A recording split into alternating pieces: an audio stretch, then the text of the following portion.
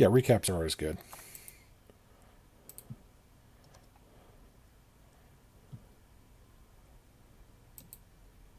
And dragons. Um, FR Sunday. Dun, Dungeons and Dragons. And then roleplay.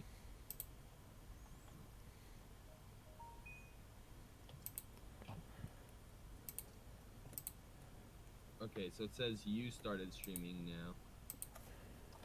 That is correct. When you said go ahead, and I just hit the go live button. So Yep. it's like a 10-second delay, but yeah. All right. So, when we left off, there was you guys had or what's happened essentially so far in our campaign is you guys started off in a cabbage farming town on an escort mission, uh, taking taking someone who is being extorted uh, by the local criminal organization uh, out of out of town and into Waterdeep. Uh, after uh, uh, uh, After which you guys during your travel moved down to as you guys moved down towards the safe house where you were transporting this person to, you were uh, attacked by bandits who seemed to be working for the local mafia or the mafia over in Amphale at the very least. And while you guys were going down there, the this group of thugs attacked you, and you killed one of them, and tied up and restrained the other two. And for the in terms of character witness, they did bring in some of the they did bring in some of the prisoners that they had as character witnesses in a trial against Roots Broach, who had been accused of uh, using more force than necessary, despite the fact that Deitmar is the one who landed the killing blow against the uh, opposing faction. And as of right now, um, you guys have been, or at least the Roots had been exiled from Amphale for a minimum of 2 years, and uh, you guys wound up bringing yourselves into Waterdeep with the assistance of Brock Russell, who had, or his last name is actually Sprout. However, he is not a genetic part of the Sprout family. On the other side of what's going on is essentially you guys, while there, have received information from some sort of some person who wishes to test your guys' deductive reasoning skills, and uh, he seems to be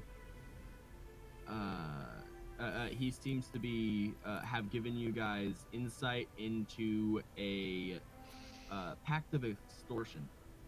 Up until this point, you guys have investigated multiple leads and discovered that the the people that are you have discovered that the people who are being extorted are of military rank and have taken out loans with a loan shark in the I call it the Graveyard District, but it's technically called the City of the Dead. He keeps himself in the City of the Dead. You guys discovered last time that he keeps a ledger of every person who is under his extortion, and he took down during last game session. Brock had taken out a small loan with this guy, and to which he wound up writing down his location in Troll Skull Alley. So when we left off, you guys had set up a trap for the person who has been giving you guys intel about this, and who has been sneaking into your house during the night and preparing meals for you. And this morning, your owl alarm went off, and you guys nearly caught the person who has been sneaking into your house. But you saw that he was moving away from you at an extremely high speed.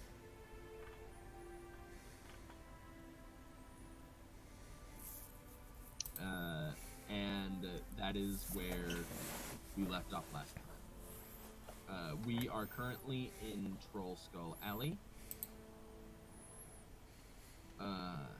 At the home, which is no longer in that pinned. So let me go ahead and delete that link, and then open up images and maps and type in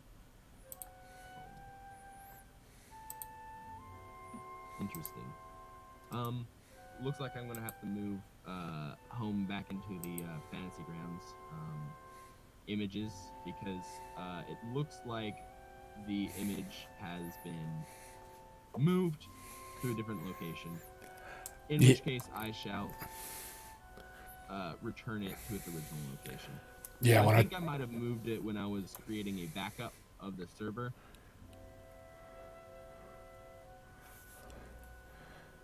Possible, because the shortcut that I had here is not pulling up the home image, so something's definitely changed. The reference pointer has been moved. Yeah, the campaign image was moved to a folder called backup. Yeah, it's right here. I see it. Control X.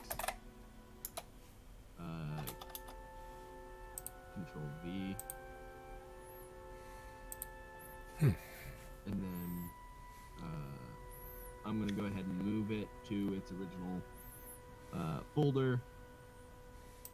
I apologize for the slight delay, but we'll be back on track here in a couple seconds. It happens, no worries. All right. Home. Let me go ahead and zoom out. Make it smaller, because for some reason these maps get absolutely cover my screen. What resolution are they when you're making them? I'd say probably pretty high. That's probably why they're so big then. All right. Sharing the sheet. Resize. Small size.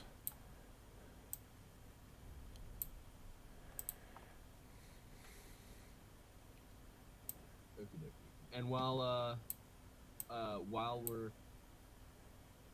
waiting for that to load, because I'm sure you guys have a blank gray screen right now. No, actually, I see home. I see it. Okay, great. You guys were all in. The kitchen. Whoa. Russell the Giant. Oh, dear God. I forgot that grids are something that exists. It's all right. It's all right.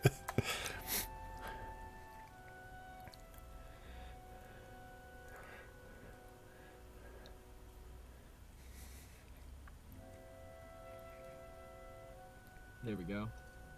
Roots was in the kitchen at the window. Erug was over. I mean, you all would have entered the kitchen by now. So we'll go ahead and place you all in the kitchen. Except obviously B. Russell, because he would have gone back to bed. He doesn't care. Let me go ahead and lock the tokens.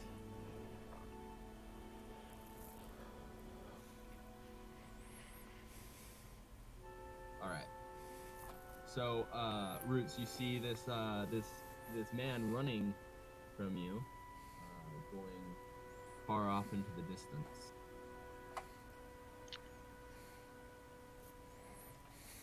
I need to chase after him. Yes. Okay. So,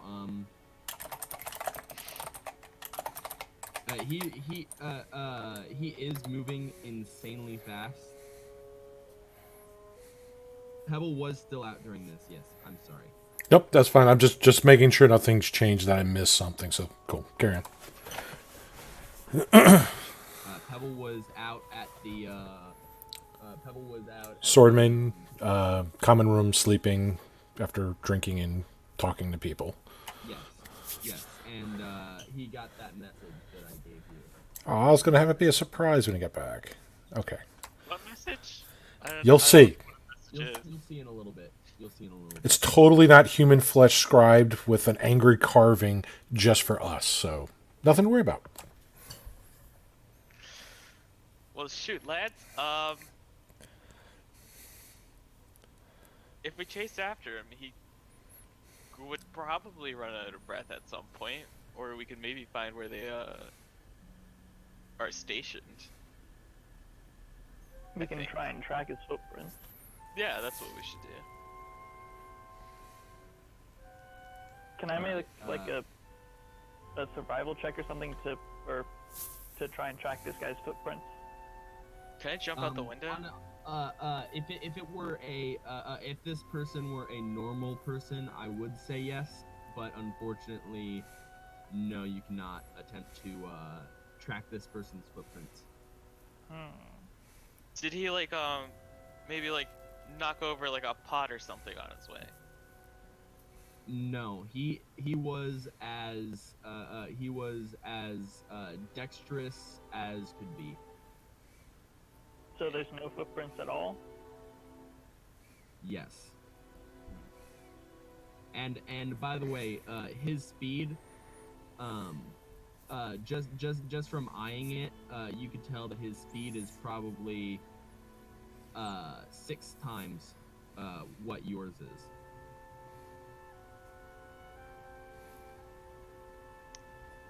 Interesting.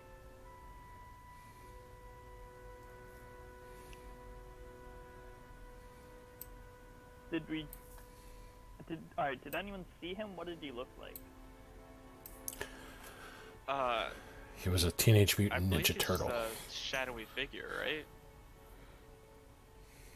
What I saw? As far as you were able to tell, his back was turned to you, and he was wearing a cloak. Ooh. Yeah. So we don't know much. We know that this Do we know that person it's a he? probably has sort of a vague humanoid body shape, which is a step in the right direction. So it wasn't a Tarask. And And a we know cloak. they own a cloak. Awesome. but I we don't know think we they're got It's looking up. they're fast as unusually hell. fast, so they're probably not a normal person. Or maybe Normal they're people don't magical. break into people's kitchens and cook them meals and leave them notes and things like that. So I wouldn't classify them as normal by any means. Oh, how large was this person? Were they like tall or small or human size? You could make a backwards sort of retroactive perception check. Okay.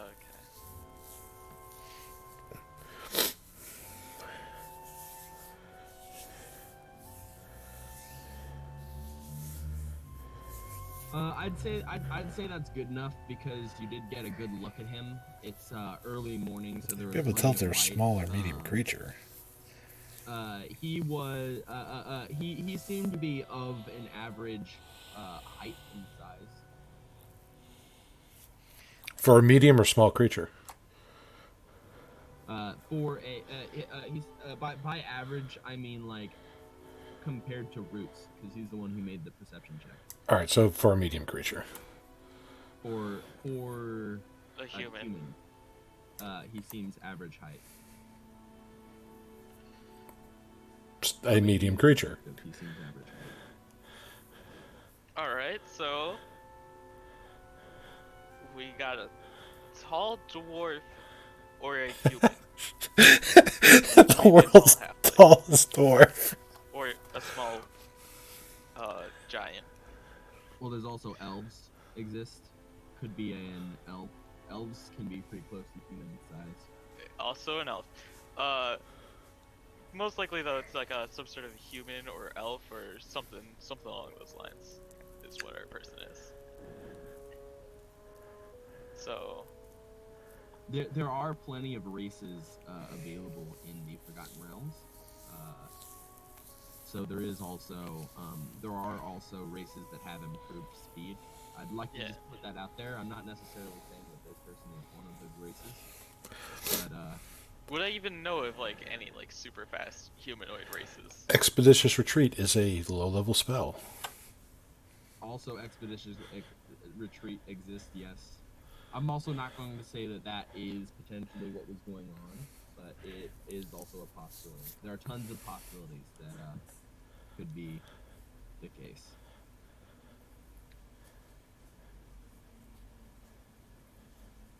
Well, how crowded was this street? Don't think it was crowded The at all. street was the street wasn't terribly crowded because again it is very early in the morning. It's about 7. It's about 6 or 7 in the morning right now. Although I put up the wrong time in the calendar. There we go. The right time is now displayed.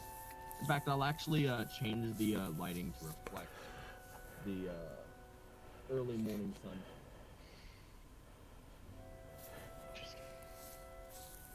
It's like sandpaper for the So I'm eyes. thinking we could just go out and sort of ask people along the trail. Did you see any like super fast cloaked figure, and where were they running? All right, I'll roll a percentile to see if you can find anybody. There would have been a few people that he would have passed that you could ask them about. Okay. All right. I'd say there's about 4 people that you that you would see him pass that would have had line of sight on him. Alright, well, we don't have time to waste, so let's start asking. All right, I'll share the Troll Skull Alley map. Oh no. You guys find people over here, What's and this pin? over here. So there's one person over here. There's one person over here. this one here. That's our little There's one person. abode. There's two people over here. You know, a woman and a man, and then there's one person here who's getting his mail. Well, let's ask the two people first, because that's two people. Double the amount of Alright. people.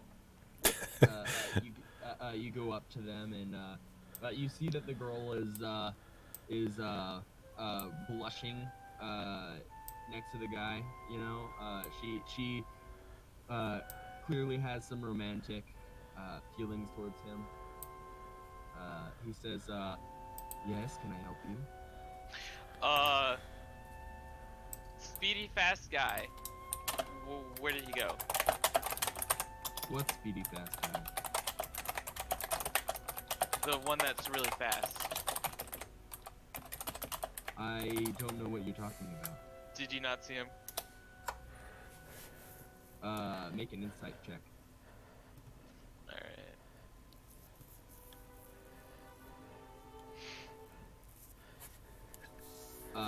Whatever the creature was, seems to have been able to squander underneath his passive perception. Okay.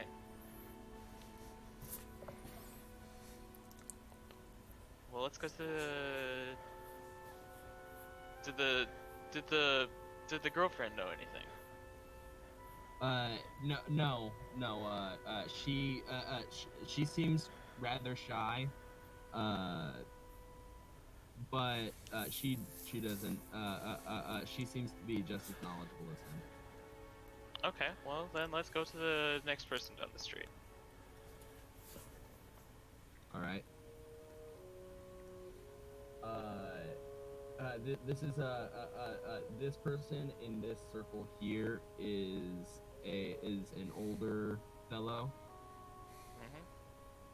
Mm-hmm. And he Smoking would a seem pipe. to be Sitting there. he's dressed in a sort of cloak robe. I guess it's a tweed kind of it's a tweed kind of robe that goes down to like his knees, like a trench coat, but made out of tweed. And he has a pipe in his Knew right it. hand. Knew it.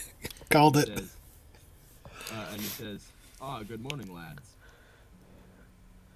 Good morning, Elements. I mean, good morning, strange Listen, we don't have old much man. time to talk, but there's a really fast person running down this street. Did you Ah, perhaps get a glimpse at him? Unfortunately, he was just a blur. I did in fact see him, but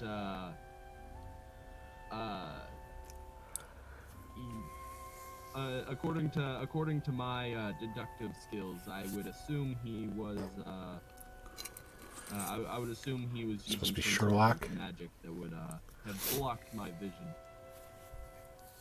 Interesting. Let's yell at the male guy across the street. Like, what about Yeah, the you? guy- Did you see a?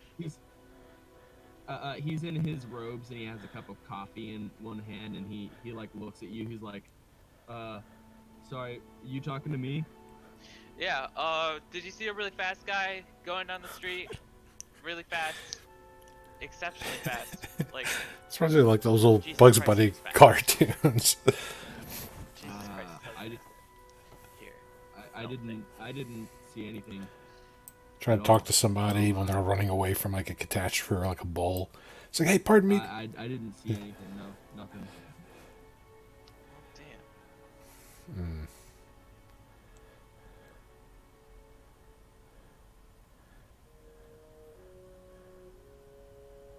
Oh, shit.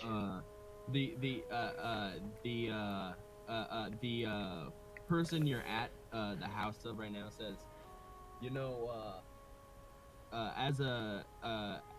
as a detective, I could probably deduce that he was a thief of some sort. Really? Now we're profiling. Okay. Okay. Think so, man. Well, Because only thieves use such forms of illusory magic. Illusory. Somebody's profiling a little bit. Yeah. Interesting. So we got a thief making us. Biofreak, you're in. You wake up in the inn with with the letter on your laying on your face. What do you do? You bring it back to the party immediately, or? So what happens? Pebble is laying on his back, snoring. The little paper just kind of flutters up a little bit as he exhales and then lands back down on his face and repeats until it gets stuck into his mouth on one inhale as his jaw kind of just drops open and he coughs like and he pulls the paper out and kind of rubs his eyes and starts to kind of look at it, and there's a lot of words on there. It's too many words before breakfast. So he goes to the barkeep, orders a breakfast ale, which is basically just something with a lot of mead, aka liquefied bread and alcohol. And then he reads the note. Reads it again. And a third time. He thinks he knows some of these words. He recognizes the gist of the message. Scratches his chin. And then he just folds it and puts it into his shirt. And he walks out of the Sword Maiden, heading back to their purchased home. All right. So that would put Pebble about right here, and the party about right here by the time Pebble is heading over this way. And by the time the party gets over here, Pebble would be about right here, facing towards the house. That's fine. He doesn't even bother looking the other way. He's just going back to the house. I mean, there's no commotion in the street, so he has no reason to be on high alert. So he's just going to go back to the house, go inside, and the first thing he's going to do is go to the kitchen, probably look for some more food to eat, and then he's going to place that note down, probably with a tankard, or not really a knife or anything to stab it, maybe just a tankard on top to hold it in place on the table. All But he'll be in the kitchen basically eating. Well, clearly nobody on the street has any real solid evidence that we could use super right now. So let's talk to the owl. My owl. Alrighty. Yeah. I'd say by the time you guys finish questioning everybody, probably about an hour passes, making it 8 o'clock. Okay. Ooh, sun's up. By the time you guys get back into the house, you guys see that the door to the kitchen was left open. Sounds of bowls being moved about, and there's a minor ruckus coming from the kitchen. Yeah, you can hear vigorous eating coming from the kitchen.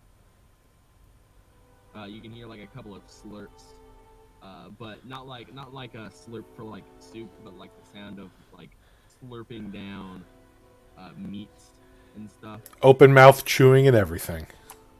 Sounds like Pebble. Voracious eating. Yeah, if it's not Pebble, it's a wild animal that got into your kitchen. Well, Pebble is currently Kirbying the meal right now. There's it sounds like there's a raccoon in the kitchen. Or a honey badger. There's raccoons in the city, right? There'd probably be rats,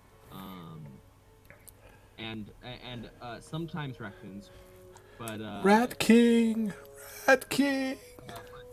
the population of raccoons would be incredibly small because there's not very many places for them to live.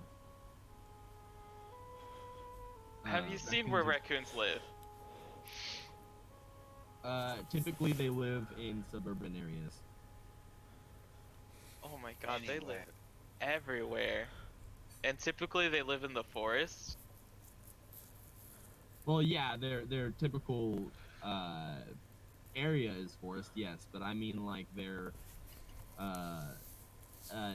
in terms of like their interactions with humans are often in the suburbs. That's all I know. I don't come from a place where raccoons are a thing. I come from a place where coyotes are a thing. Yeah, no, they just like live in trees. Really. I did read Where the Red Fern Grows. That about sums up all my raccoon knowledge. They also live in attics and like I heard they had a city once, but it got infested with zombies.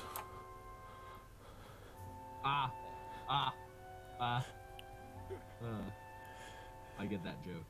yeah, they do find in like all sorts of human areas. They just love eating garbage. Speaking of eating garbage, Hell yeah. Well, I don't think that I don't think that there would be raccoons in this city because they're pretty or at least not very many raccoons in this city because they're pretty vigilant about keeping the city clean. You might be able to find some in the dock district. Dang. I call everything districts, but really they're called wards. And district works for me better because it's more mentally like it's the first thing that comes to my head. But just whenever I say district, just know that I mean ward. And the dock ward is all the way to the south. It's the forest area of town. It's the most likely place where you'd be able to find it. So it's on the exact opposite side of the city where you'd find raccoons. So I'm assuming like they have some sort of like magical way of dealing with raccoons, because like a lot of places have trouble dealing with raccoons here, and like around the world. They don't have as much of a homeless problem in this town as a lot of other towns as well. So I'd say that they're probably pretty good at keeping track of a lot of those things. Well, They have magical nature. exterminators. Well, they probably had more of their talent wander in the cities as much, except to pillage the garbage. Maybe. This city is probably pretty good at keeping out raccoons, you know, just based on the fact that magic does exist, and there's a lot more animal experts at this period of time than there are in the modern day, or at least in terms of people who specify on specific animals and deal with those sorts of things.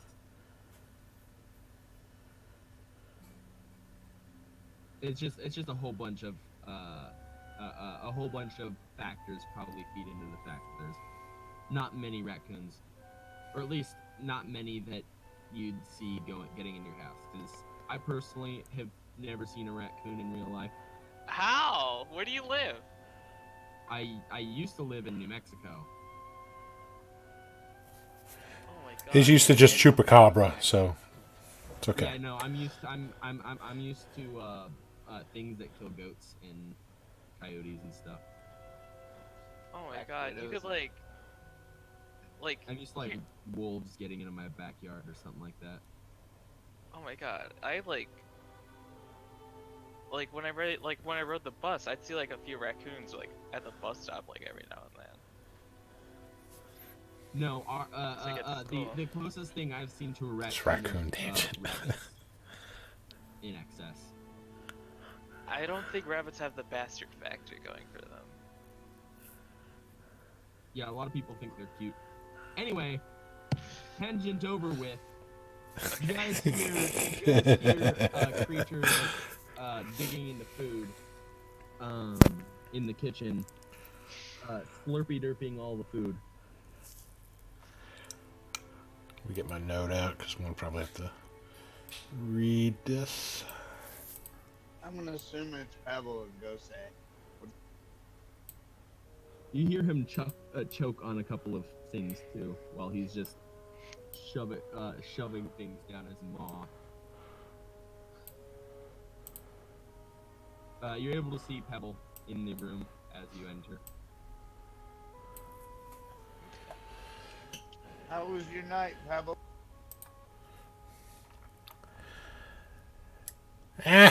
Too engrossed in the food. What better? Someone try to kill Pebble. Oh, do tell. They tried to shove note in mouth. And the note's out on the table with a tankard on top of it. And I would like to read the note, just not as Pebble, just as kind of like a narrator. If that's okay? Yeah. Yeah, that's absolutely fine. All right. Dear Pebble, I am writing you this letter because I have deduced that your party has decided to lay a trap for me at your home.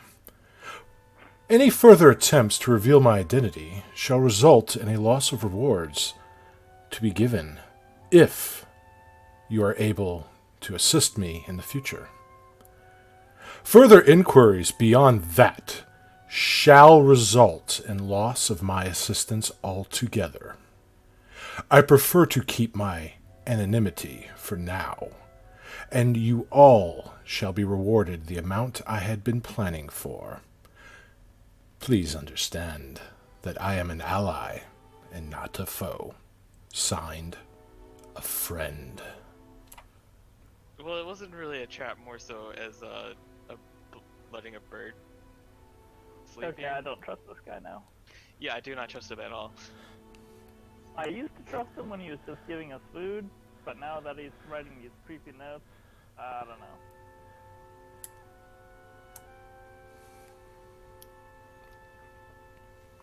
Yeah.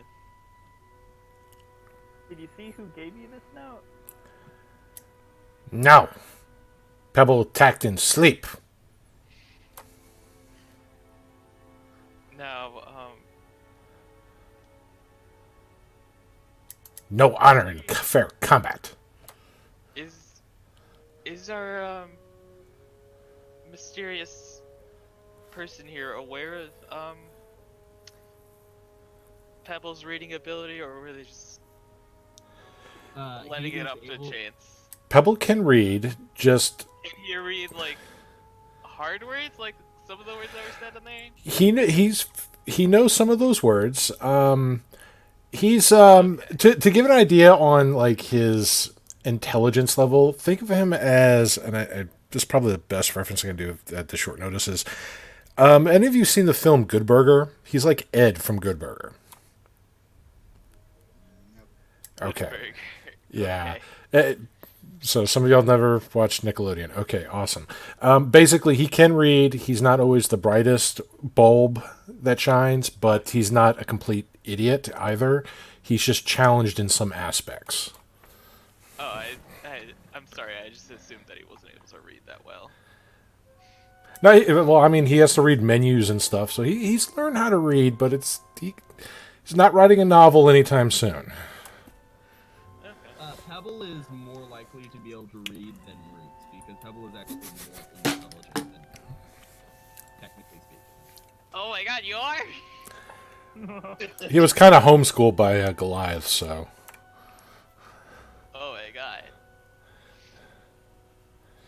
I'm gonna assume if he knew Pebble's name to put it on there, though, he would know we would all be reading it. Well, to be fair, Pebble also has been kind of noticed a bit, so it's not like he's been hiding his identity either. That's true. Yeah, You hang out at the bar. Hang out the bar, and he'd be like a local favorite in another town, so anybody doing like just a little bit of research would find this information out very easily about him. And a note, he knew Roots' name too. Interesting.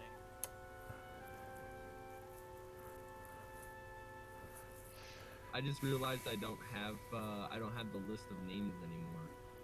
Oh, Yeah, I was about to like try and click on it, but I have the list of names. I did take a little screenshot. The one with Ralid and Breckid, that list.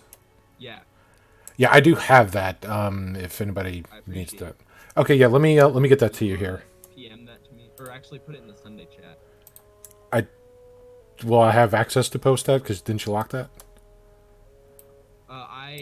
I believe I did not lock Sunday chat. I don't think I Okay. locked. I only locked Sunday, the Sunday, strikes channel. There you go. It's in the Sunday chat.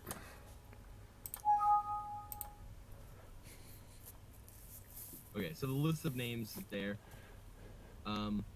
Not necessarily that you guys will need the list of names, as you guys did, of course, discover that ledger, which will give you guys access to all that information along No with taking for the how much win. people owe and all that stuff, you know, or at least you'd assume.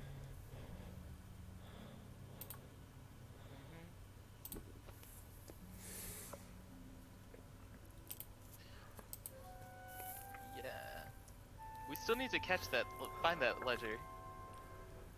But Yes, we do. first, we should question our bird. All right, owl interrogation it is. All right, Okay. NPCs, owl. This is the weirdest detective show ever. Yeah, I'm gonna. I mean, it's probably pretty similar in its weirdness to that what was it, the Ghost Whisperer. Oh, do we do spell components or no? Do you have a focus? If you have an arcane focus, you don't need spell components. Okay, well, I just need some fur and a little bit of cloth, so it's a bit cheap to cast Beastbomb. Yeah, I feel like Pebble would have fur that you could take from his little coat that he has on. Pebble, do you mind handing me like a just a pinch of the fur from your coat? You could probably just grab it and he wouldn't even notice. Yeah, but I'm trying to be nice here. All right, he just kind of waves his hand up as his other hand still got like a leg of something that he's munching on, very noisily. Yeah, just a little bit of fur from your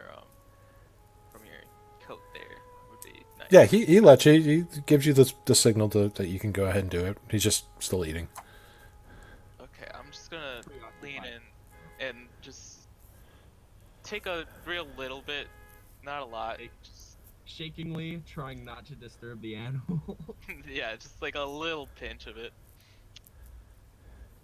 And I want to take Do I have cloth on my person or probably? Yeah, you probably have a whole bunch of cloth. Like you have your spare sets of clothes or whatever.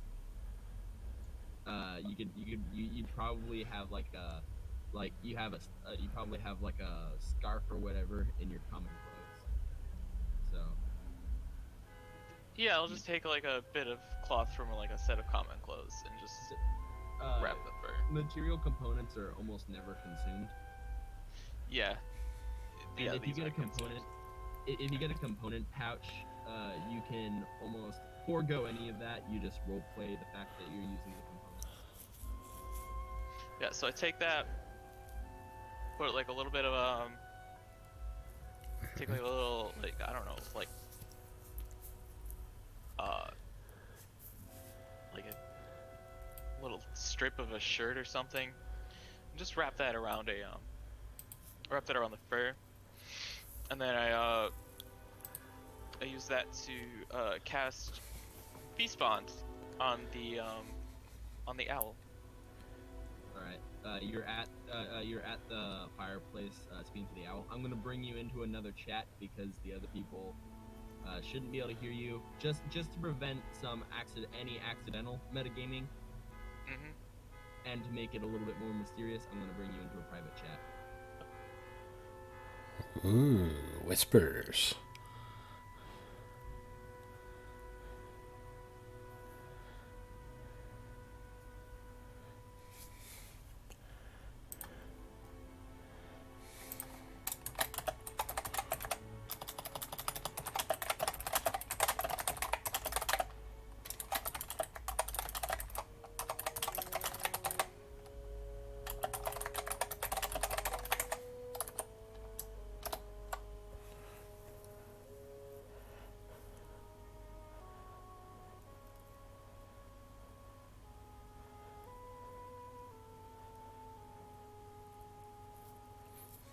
See if anybody else got that.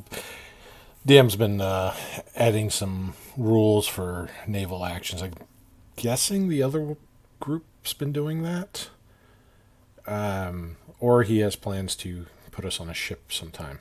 So I'm expecting somebody to utter the phrase, "Release the Kraken." And then we all die.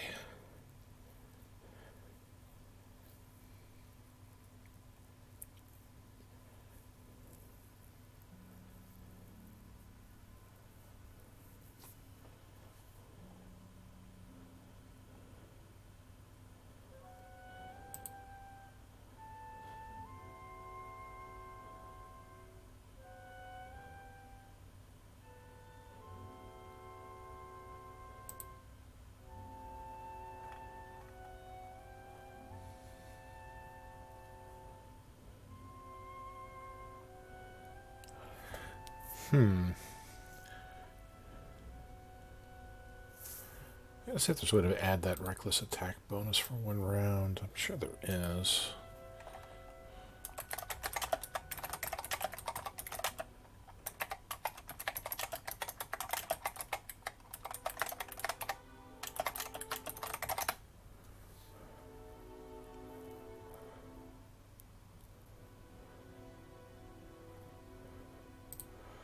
Well, I see the complete barbarian package. Let's see.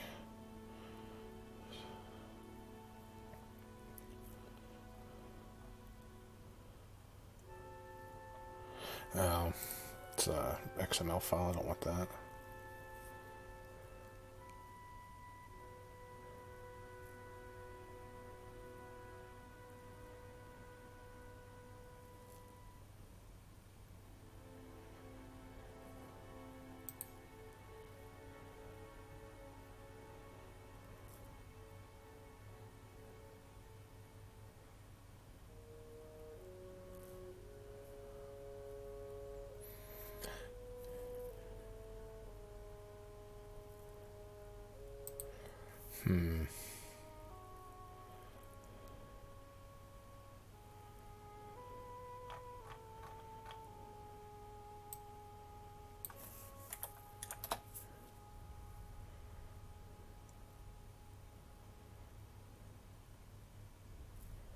There's gonna be a way to look up the syntax.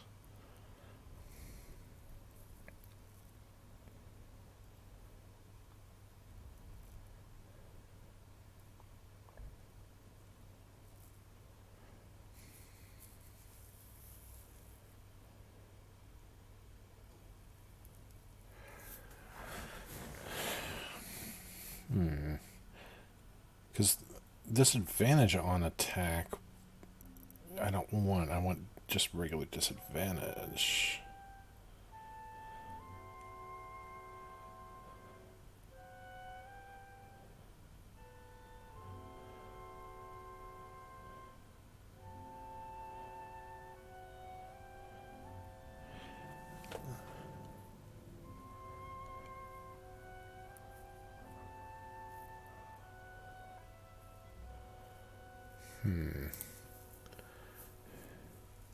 That is a long conversation with that owl. Holy crap.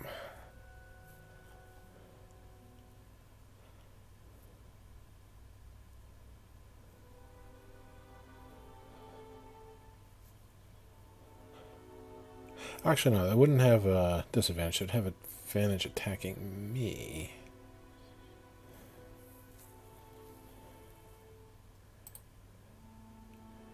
So...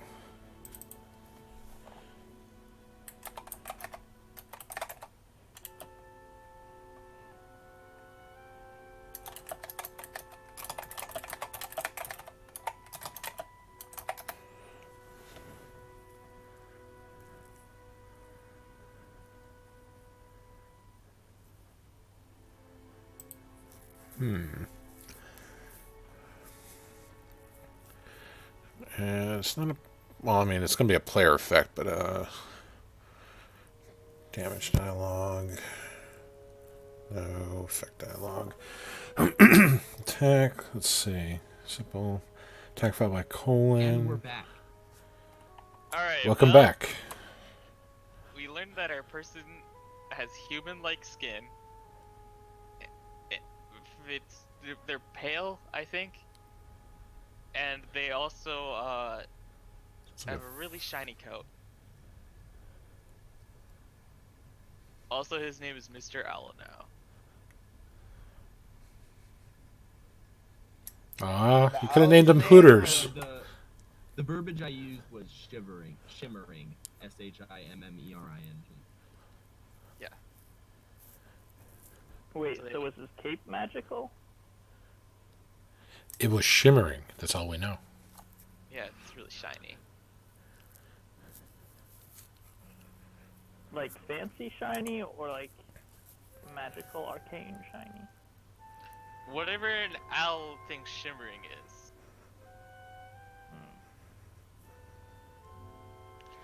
Owls do have a wisdom higher than the average human. Wait, what the hell? Really? Yes, their perception is higher than the average human, and their perception checks that rely on hearing and sight have advantage. Okay.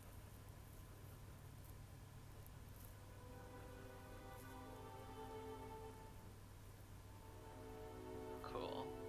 They have a below average Might be intelligence, grant advantage attack. but I'm sure your beast bond, the telepathic communication equalizes your intelligence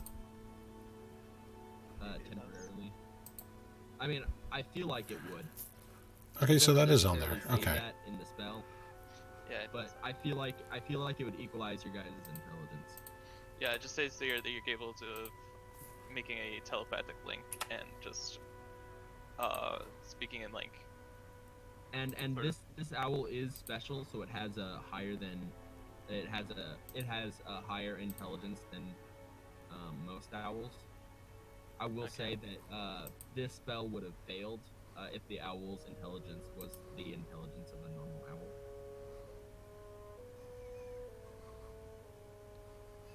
okay.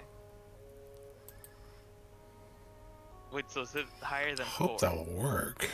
Its intelligence is higher than 4. A normal owl's intelligence is 2. Okay, well Beastbond says it fails if their intelligence is higher than 4.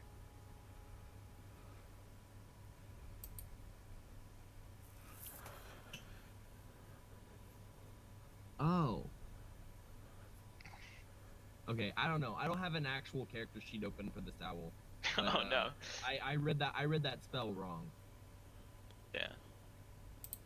So I don't need to make the owl's intelligence higher.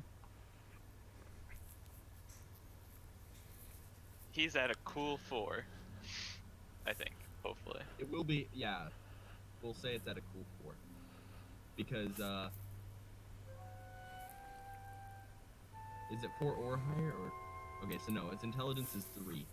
Oh. I don't know. Eventually we could probably find something that like makes it easier to talk to an owl, I think.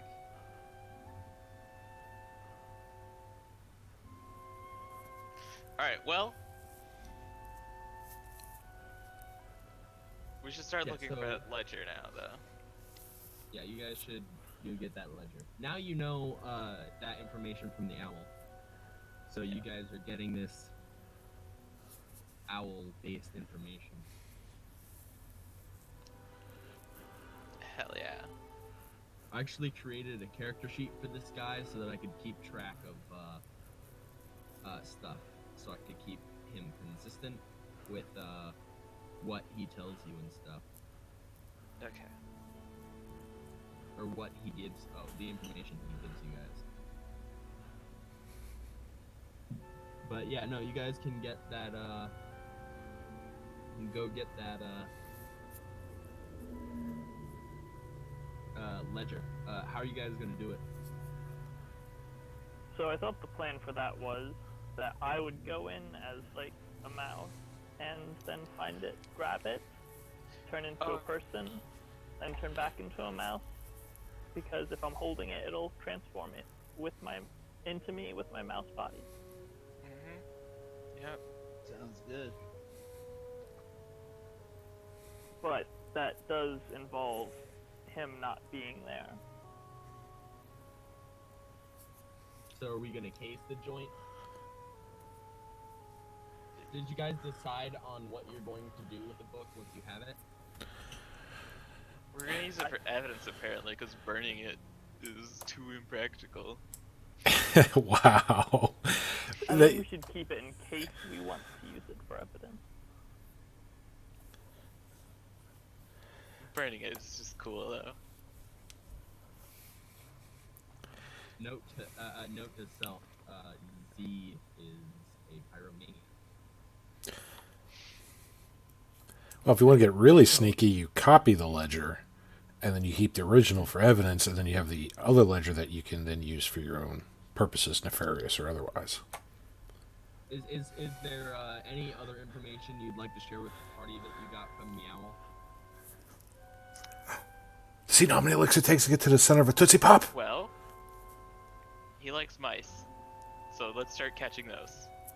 Wait, the owl likes mice, or? Yeah, of course, Yeah. he's an owl. Okay, alright. Oh my god. Oh my Oh, yeah, god. so his favorite food is mice, so you probably want to transform him into a rat. Yeah, don't let your owl eat me. I don't think he will. I hope not, at least. I was off topic, booted off Fantasy Grounds, and don't remember. Oh, never mind. The past. Interesting. Yeah, the password would have saved. And I did also copy paste it into. I'm gonna go ahead and copy. Just knock it down. Let's try 75. Oh, hey. That's See. pretty cool, actually. So. Stop it. There we go. Right click message. Oh, I'm in the wrong thing. And my laptop went into power. That's save, a and I'm good not tip, sure actually. why.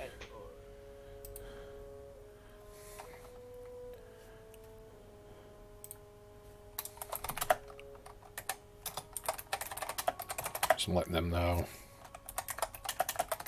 There we go. And then I'm going to go ahead and make an announcement in the chat. Everyone, the server alias has changed. There we go. That'll be everything. Alright. So, UI. you guys are going to be heading to the Grave District, the City of the Dead.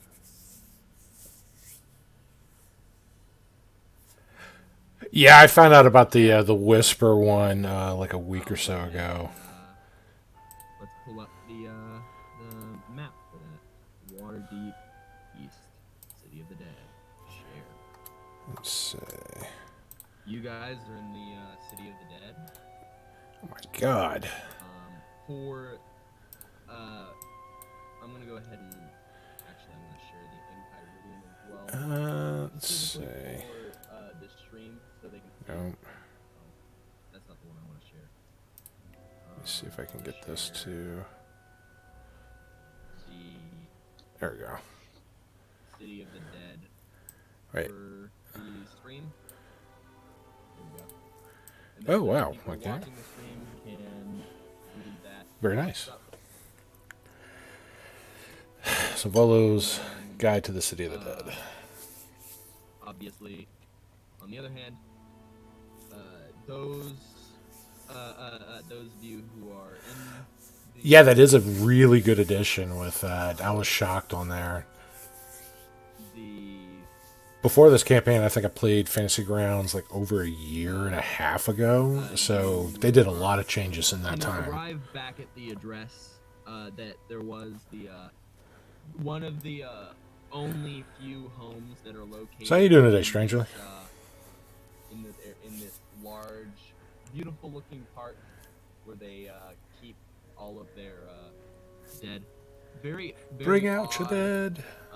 Cemetery, bustling with life, and people are sitting around having picnics and whatnot. It's midday about, so It's a they're beautiful having, day in the neighborhood. They're morning picnics. About 11 o'clock right now. So we're trying to steal a ledger from some crooks that are using that to Anybody? strong arm some veterans from a goblin war. Now that you're at the house. Same here, strangely.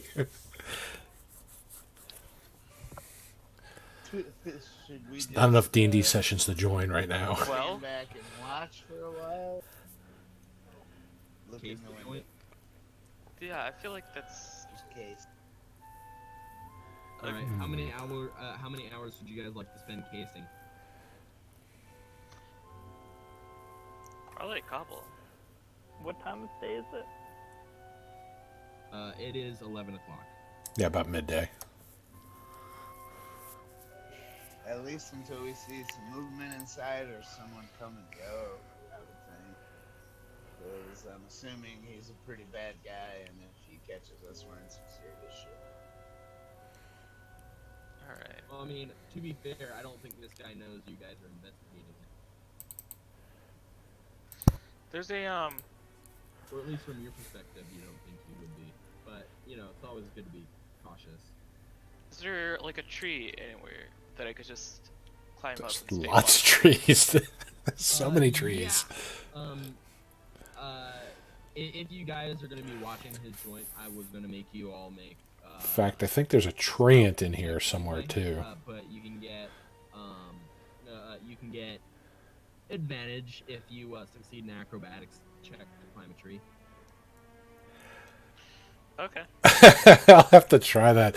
DM makes us roll in the dice tower most of the time, though, so we won't be able to see it other than the shadow, but Oh my god. we'll try that. I was having trouble finding my character sheet for a while there. Should be able to just double click on your character icon in the upper left.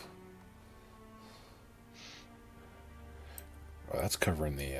All right, that'll succeed. Go ahead and What? roll Oh. stealth into the dice tower. Like that. At advantage. Actually, let me. Okay. Oh, I forgot you can't drag it that way.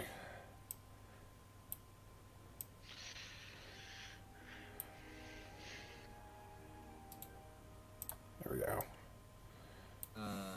Pebble and Deitmar, you guys need to make them too. Stealth check? Yes. And Roots, you see Eric Oh boy, the gnomish barbarian's gonna stealth.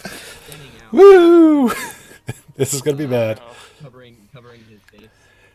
Will he sing his song of sneaking? Don't worry, guys. I got this. No one can see me. He's covering his face. Let me try holding the I Alt don't key think here. He understands the peekaboo thing. is there an acorn or anything near me? You could probably pull off one of the seeds from the tree. It's a generic nut. Okay, I'm gonna grab one of the nuts. So just gonna remind you, you just asked the gnomish barbarian to move stealthfully. I just want to grab one of the nuts and just kind of toss it at him. Oh, you gotta throw it? Okay. Ask the gnomish Shoot. barbarian to move stealthily. And as the gnomish barbarian, he looks around, and he he buries himself underground and throws dirt over top of himself with a little straw sticking out of the ground. Well, that Yeah. works, but I don't think he's gonna see much of anything. Actually, I'm It's not turned even into sure. fucking Looney Is it like Tunes. it's like The the dirt hell? literally visibly dug up. No, Okay. he seems to almost vanish. Oh my god. That works, I guess. Yeah, sure. Pebble is the most well hidden of all of you guys. Oh, we are so doomed. Oh my. Don't be so sure. I'm picturing like the old man from Kung Fu Hustle when he like took the potted plant and just kind of like rubbed the dirt around his face, just pretending to be the plant. So I'm picturing Pebble right now, but somehow it actually worked. You always have Pebble is very well hidden. yeah.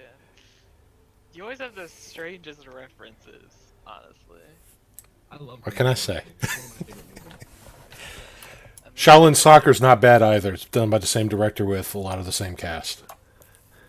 I'm actually going to take your guys' average stealth roll and Okay. use that for the whole party.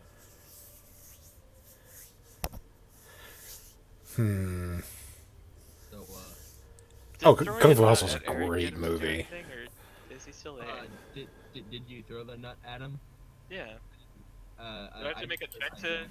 see if So it it hits him, works. or I only heard I grabbed the nut. Yeah, make a ranged attack. ranged attack? So the only thing that's weird is I'd say you could attempt to like make this finesse, like throwing. I always wondered why it was based entirely on strength. Being that it's being that you're essentially just throwing a rock at him. Yeah, I'd say you could probably make this based off of your dexterity. Okay. So oh, they have how an do I do that? extension for that. Okay, I'll have to look that up. Just make a dexterity check, and we'll say. It Wonder if wonder what fonts are supported with that. Can you add your custom fonts to that, or do you have to select like ones that they've already made with the extension? Aaron, can you make a perception check?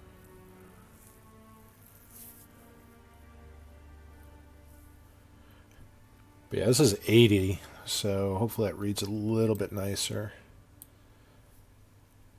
See, for me, this is just taking up one of my Because, big you don't hit monitors, so Eric, but the rock hits the ground right next to. I used to have this where it stretched across multiple Alright, monitors so, when I was DMing, but He hears the rock. Just a hit the nice ground little next to him, and he looks up to the tree. barbarian gnome. I just want to kind of Eric. start. Eric, you look up in the tree. You don't really see anything, but you know that the rock came from it. I just sort of look up a bit Oh confused. God, we're screwing around. We're trying to take on a criminal start, like- organization, and we're screwing kinda, around like, in a graveyard. silently like waving my hands around, like sort of like doing like a sort of like no, and like sort of like He can't see you. oh. I want to shake. Okay, Um, can I see him not seeing me? I want to say you can post the link. I suppose you. I Could, don't yeah. know if the bot's gonna block it or not. Let me see. Okay, how can I alert him? You could always. Checking the moderation. Okay. Whisper. The old loud whisper. Yeah, no, hang on. So I did Whisper. unblock Yeah, that. The loud whisper. I don't really like. Okay, why can't I get back to chat? Roots, go ahead and make the loud whisper. Ah, Hide somewhere. I am. You're hiding to a baby. Hide like an actual person's looking for you. All right. Aaron, you can attempt to hide in a bush, and you can use advantage because Roots is helping you. Awesome.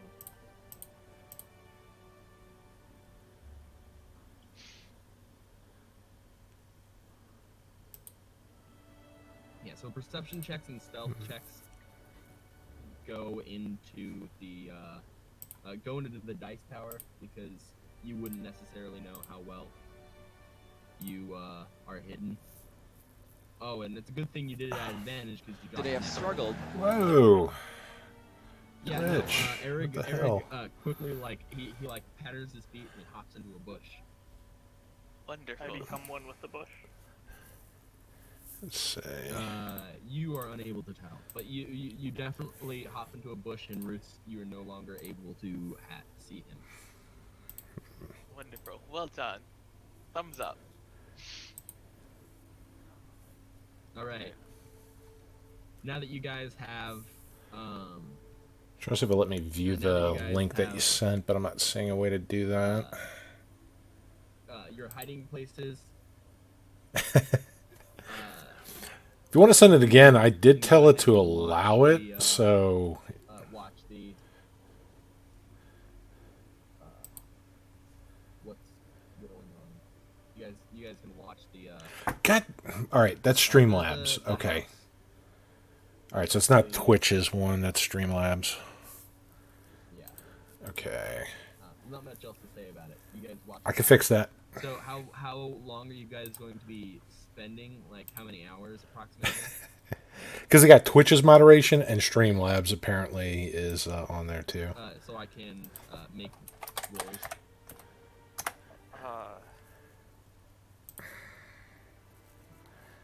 I kind of think we should till we see something, but just start with. Alright. Is it Cloudbots? Would you guys like to set a trigger in which you guys would change your course of action? What do you mean by Link protection preferences. Let me see. Like when you are preparing an action, you set a trigger. All right, hang for it. on. And if All right, like, so for let me make example, sure if that's someone were, saved. if you were Streamlabs shouldn't block it, so you could try it one more time. going to open it, and you say, well, if one of the undead creatures in this temple Ah, there we go. behind that door, I'm going to shoot it. Undead creatures. I'm not Okay. I'm not saying this is a real scenario. I'm playing a hypothetical. So the trigger would be either seeing movement inside or seeing someone coming. I want to say if there's somebody with if there's somebody coming out of the building with the ledger, which I don't think would be likely, but if that happens, I want to keep my eye out for that. All right, so if someone comes out of the building, Why is it I'll let you saying? know what happens? It- I'm gonna go ahead and make my rolls. Wow, Streamlabs is being a douche. What the hell is going on? I don't know. I'm actually curious on that as well. Word protection.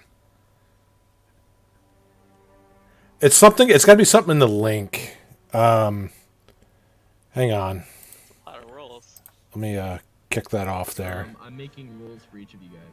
It's got to be something in the link. Yeah. Don't worry. I told it to calm the hell down. I'm doing one roll per hour for each of you. Okay. Oh my goodness! I think I need to change the color of my dice. What's this?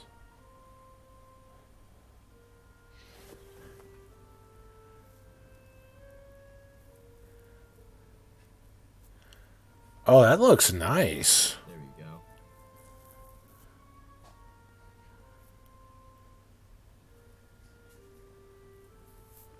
All right. So. Oh, Pathfinder 2nd Edition is so good. Pebble's perception is consistent with Pebble. Your perception is consistent with the fact that you're underground. So I see dirt and blackness and shades of gray when I can actually see some light. You got 3 natural ones in a row. Oh my lord.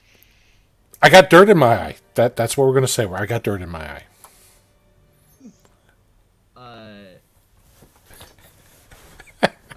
Deitmar, you you are. I do like that closely second watching edition this one house though.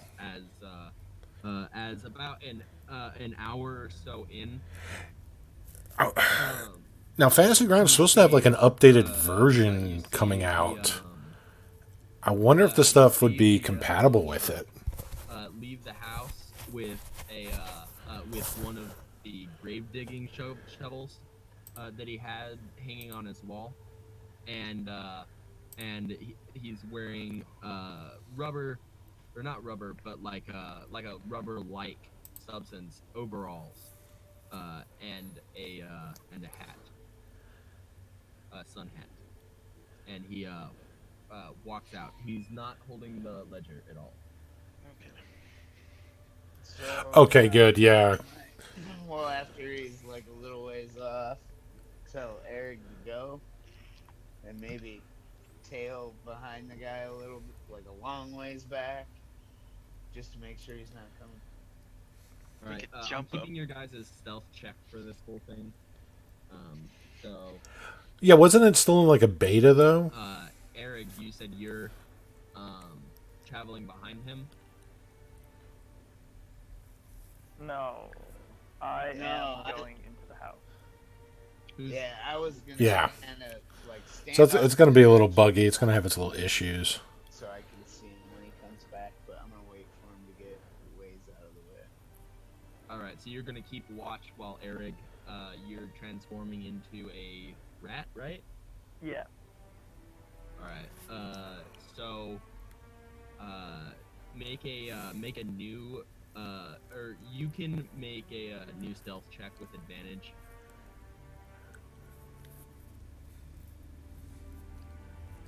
Now with that beta, is that still going to be kept locally for your files, or are they ever going to go to like some kind of a So, online share, kind of like No, Roll20 Deitmar, was you for like a need to backup? Make a new stealth roll.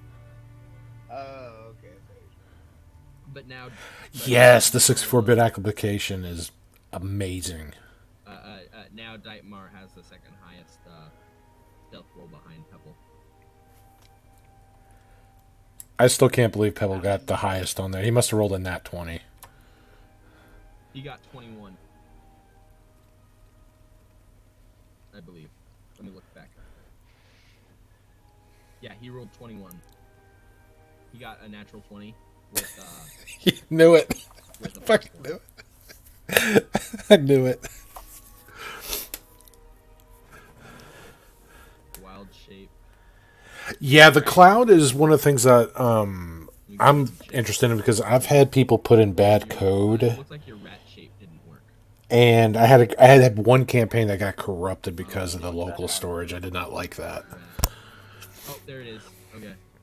So, if we could have the option of having things hosted, Wait, kind of like let me Roll20, make where a players could connect stealth without check me with connecting my first, that'd be rat dexterity. amazing.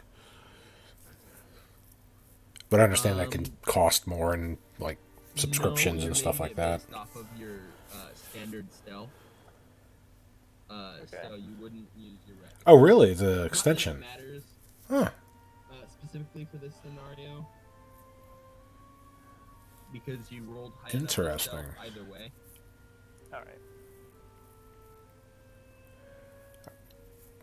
So I guess I will try and walk up to the house and find a way in. Yeah.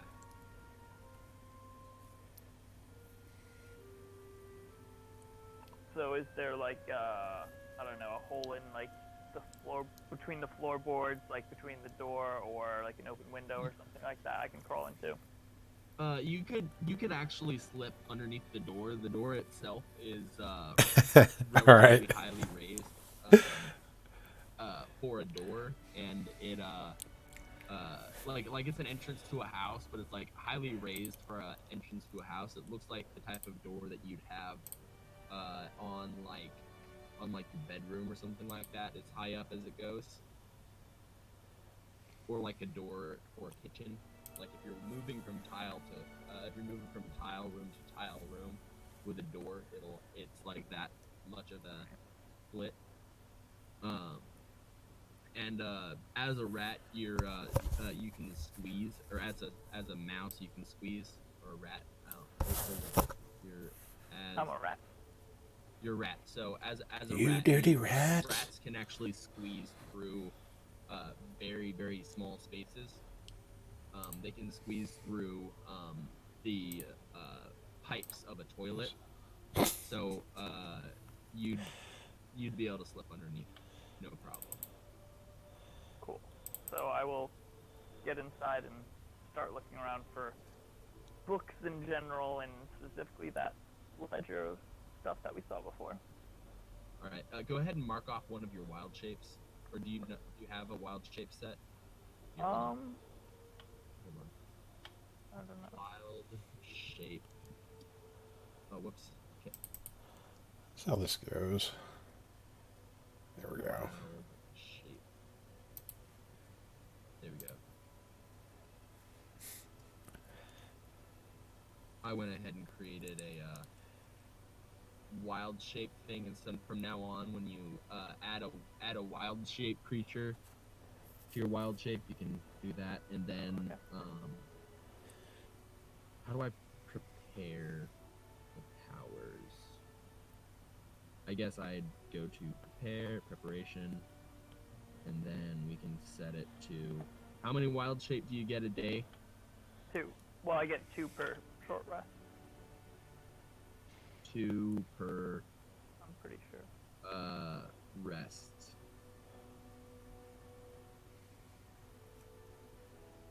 Two per rest. There we go. So you mark off one of your wild shapes. I want to keep that there. And you're transformed into a rat. Okie dokie. And then you transform back into a human and look Oh, for the actually, book. Yeah. put that by the It's not dice. too terribly difficult. It's out in the open.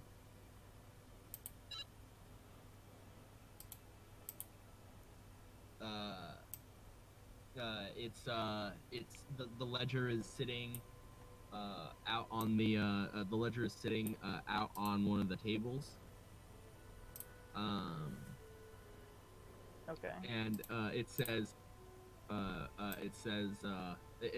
the cover, it's a hard leather cover book, and it says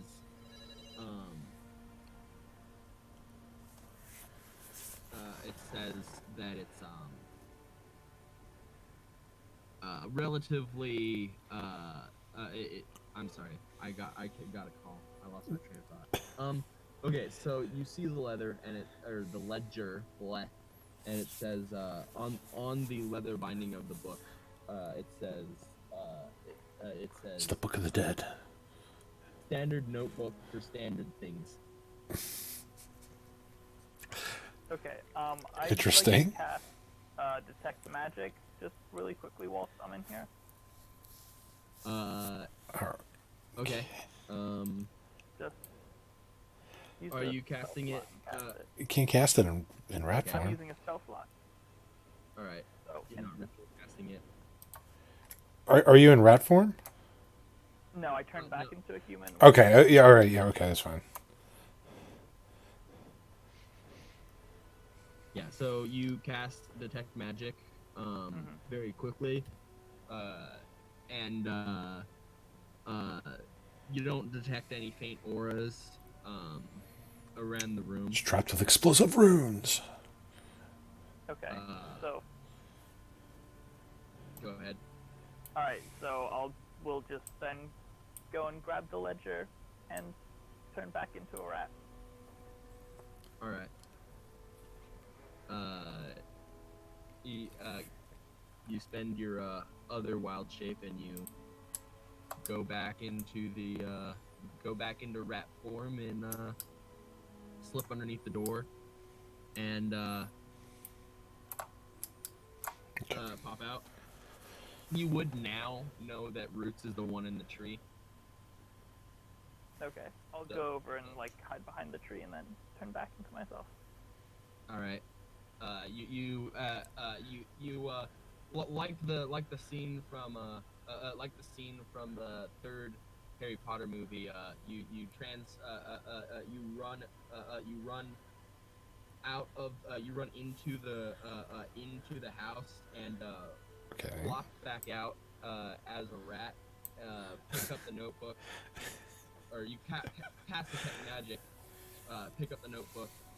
Turn back into a rat, run around the tree, hop back into a human, the same way where you sort of from your front back, you transform into the rat, sort of springing into a human shape. And Roots, you can see Eric popping back into his normal human form. Wonderful. Did you find it? I got it, and I show him the notebook. All right, cool. Let's go. Alright, Before yeah, I anybody put the sees us. notebook like in my backpack or something, so I'm not just holding it. All right, Dykmar, about 100 feet off, you can see ever so faintly the lone shark digging a hole. Okay, how far am I away from? Like I said, 100 feet off. Oh no, not from the loan shark. From my. Oh, you guys are all probably sporadically placed within 10 feet of each other. Like you're Okay. probably not 10 feet from Pebble, but Pebble is probably 10 feet from Roots. So on and so forth, you know? Okay, well, Pebble's just a random is there daisy right anything now. noticeably like to where I could remember where this whole like a little tree line.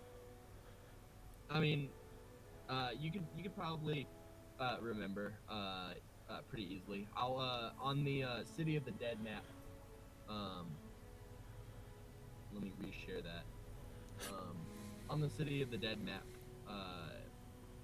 you guys would be hiding outside of this house here, and then this guy would probably be like down this way somewhere. Ah, okay. So that's where the shifty, I need criminals to at. know myself. and we're down here. I'm obviously gonna tell these guys like. And if you zoom in really close, Pebble is like this Get out of here, speck and right take over this here. gun and check out the hole. That hole might be useful, but first things first, we need to get this ledger here to safety. I'm in agreement with that. All right. So you guys bring the ledger back to Troll Skull Alley, or are you gonna immediately turn it into the magistrates? Let's take Ooh. it back to our house and look at it. Yeah, cause like the local officials might be paid off or whatever. Fair enough. Though this is Waterdeep, it's a much bigger city. That'd be a lot. If they're paid off, oh dear God, that's a lot of coin. That's like the equivalent of paying off all of Congress. Well, maybe they just have a couple people, like local people, on their payroll. Yeah, or enough local people on the payroll to be a problem. Like the city of Gotham, not all the cops are paid off, but enough of them are that the mafia is doing pretty well. If we get the wrong one, we're screwed. Or you just really need to pay off like a police chief or a judge or whatever, and you're good.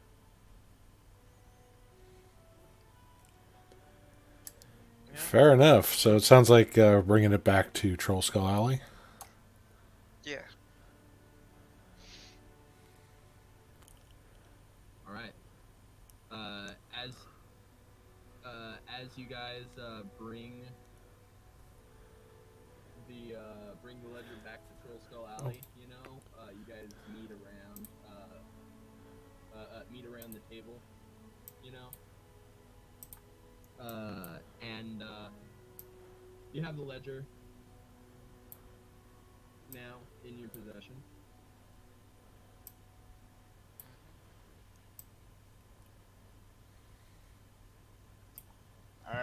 Can we go through it? And are any of the names on the ledger the same as the names on our little list? So every single name on the list is in the ledger, and a couple of extra names are in the ledger as well. Okay. It only takes up about it only takes up about 10% of the names in the ledger. You're Your breaking mic up. is acting funky.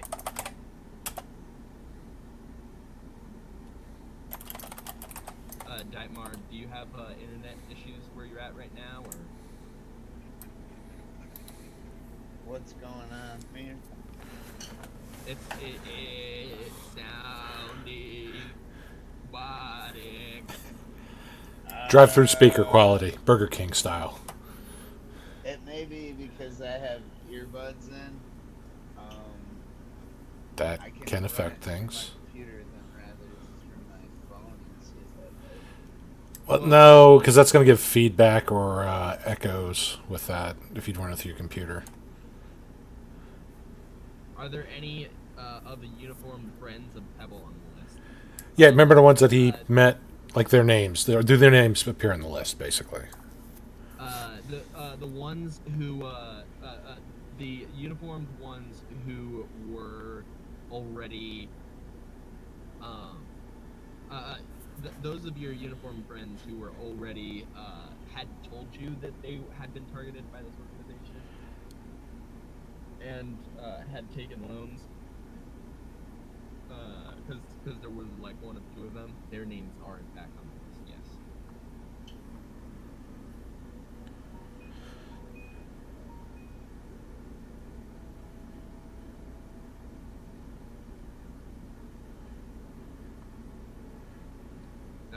Can you guys hear me? I can hear you, yeah. Yep. All right. I didn't hear any response to. Oh yeah. So I use the scale UI all the time myself. Yeah, I didn't know if anybody else was maybe needed that issue. That was something that was brought to my attention by one of my more knowledgeable viewers here. So I just figured to share that to everybody. Was that me or was that? I don't know what is your Twitch handle? AirFC123. No, it was not you. Okay. I actually think about changing my Twitch handle to ARCTROG, just like my Discord handle, because Yeah, you should.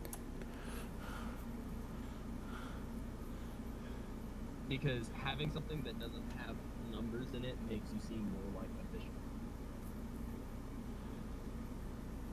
Well, I mean, it depends on how you use it in the name, but I get like somebody like True Talent has like the elite speak lettering. You know, that's one thing, but having it like at the beginning or end of the name, I see what your point is. But yeah, you should match it. It looks cleaner.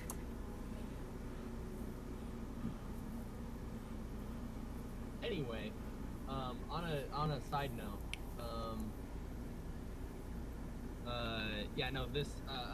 this ledger also has it has two sections. One is the list of names of people who are extorted, and then the other one is a list of city officials.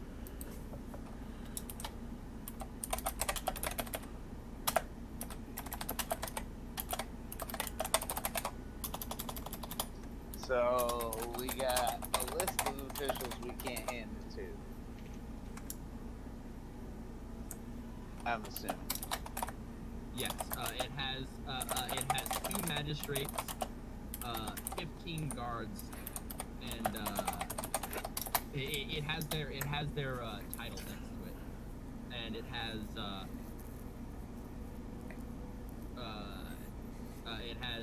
two noblemen on it. So, what do you guys think? Should we give it to someone important that's not on this?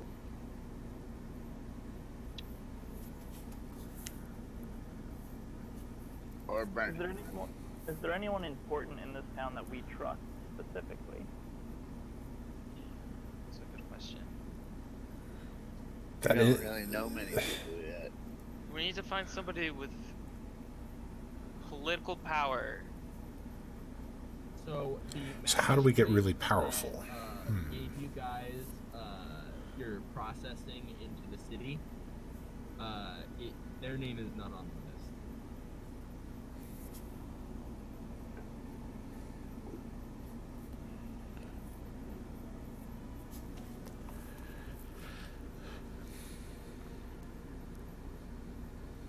Did my audio cut out?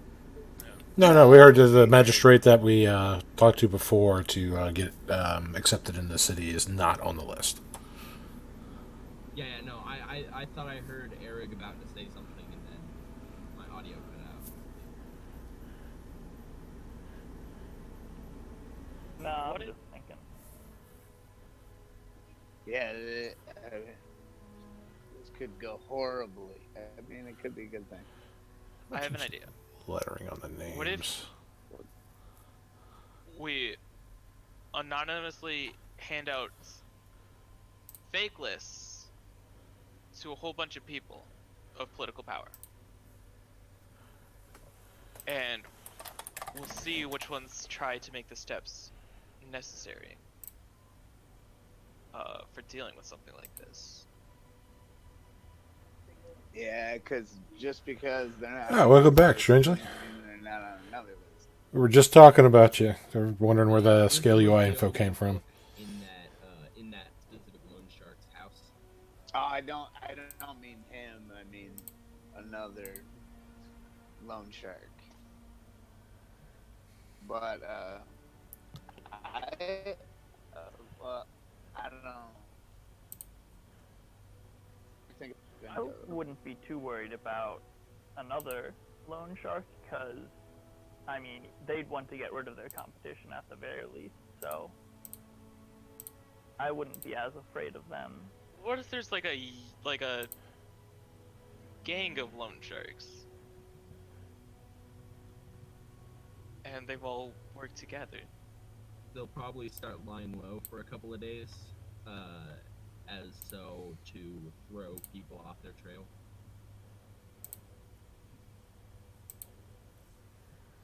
Is there anything in the notebook that makes like reference to like other loan sharks or anything? There is not anything in this book that makes reference to other loan sharks. Okay. Well, we could wait and go find out what that guy was burying. Think about changing some of the text size on the Yeah, I feel like that might be fantasy ground. Not the fantasy grounds. The before we make any Discord. final decision. I already forgot about the whole list. Yeah, I know, right? That's why I used to expand it across multiple Hide this- monitors just so I have hide that this nice book, like, for- background.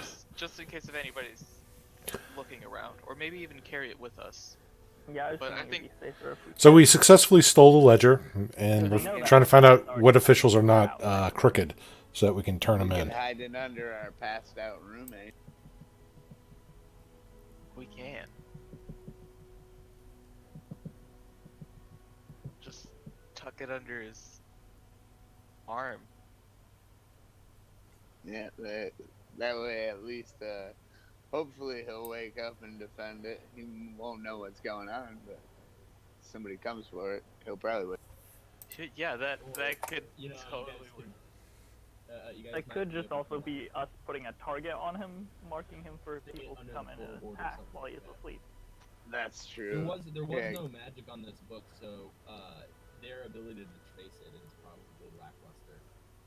Still, they could, you know, have eyes and search about. Let's put That might Mr. be good. Owl in his room too. Yeah, that's a good idea. That's what I thought I did. I'll have to try that. Mr. Owl in the book per goes se. in his room. Will it work outside the dice box, or is it? Leave that there. Can I roll it on the Figure out background what as a test? goal is. Yeah. Like if I take this, actually, let me Agreed. stop that. Goes in, Take goes in this. Russell's room. Yeah. All right. Okay, you can do it on the test. Look, got it right there.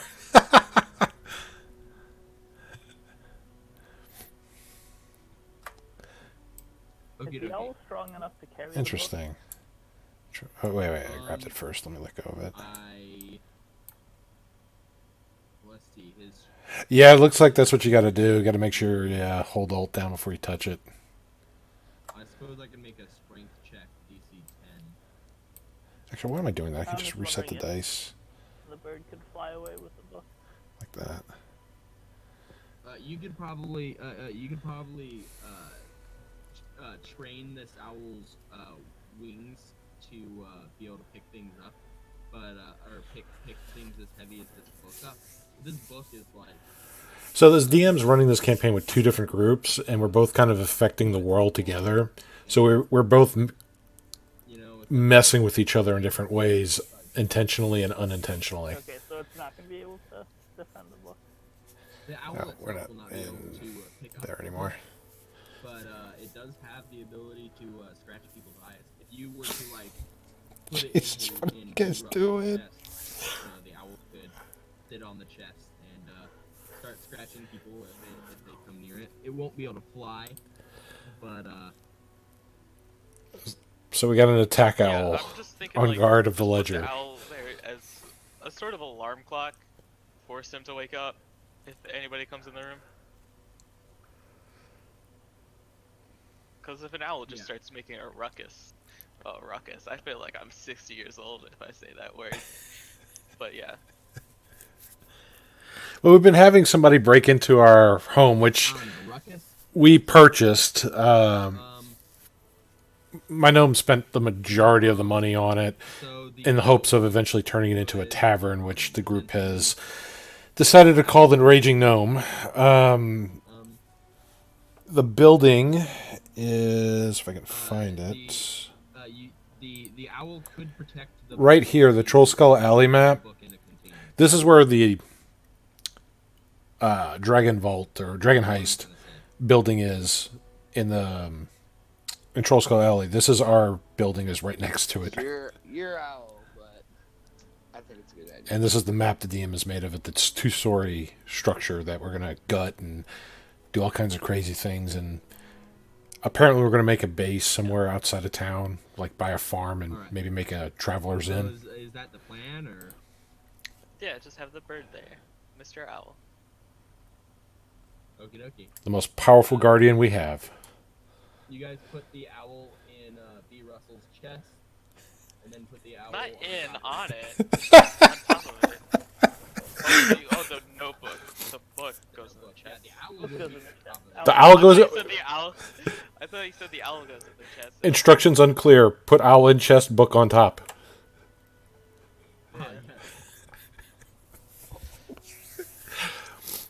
And B. Russell is like absolutely passed out.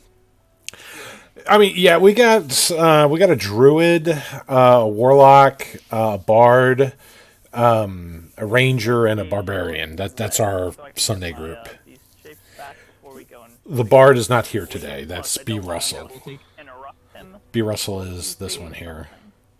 we'll take a short rest while we take a break. In Woohoo. life. Oh, Okay. okay. Wow. It's that time. So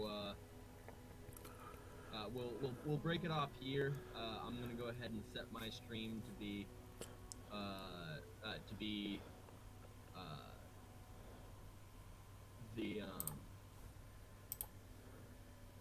we'll set a new stream a new Just throw up like a BRB card or something, you know. Play some music or Yeah, you know. I was actually gonna have it cycle through art Yeah, whatever works. while music is playing. So hold on, art. I have images. Nice. Find the folder. What level was it? was that poor cleric before he got nailed, Let's see here. and not in the ultra fun way that characters like. Desktop. No, I want Data D, D&D. Ooh, man! Just when his class was starting to get fun, he got forcibly retired early.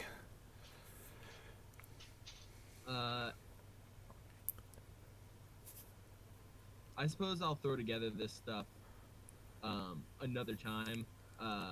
For now, what I'm going to do is I'm going to have the screen, or actually, hold on. I'll go onto my desktop. I'll create a new folder. I'll call it art,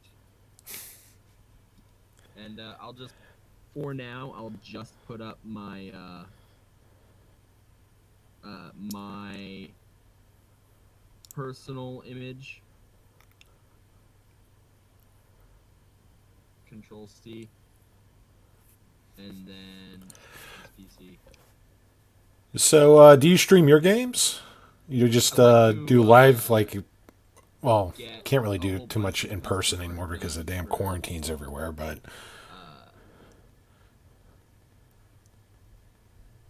There we go. X. but did your group like meet in real life, or were you all virtual tabletop? So, and then I'll just throw up this one image with the new scene.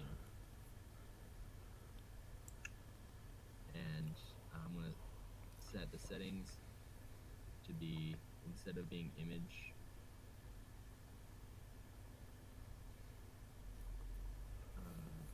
let's see here, remove.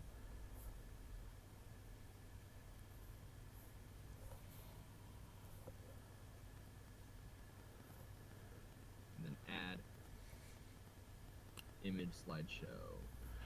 Add Gotcha. Yeah, I love in person games, but they are like before this whole virus crap. They were hard to come by for some reason. IRL, like even some of the game shops, like add directory. you think people were flaky online for, Going to go just desktop. committing to a schedule. People IRL are just as bad. It's sad, but it's more fun, I think, at the table personally. But I don't know if it's just less distractions or what for the players, but people just seem to be more invested in the session if they're physically there.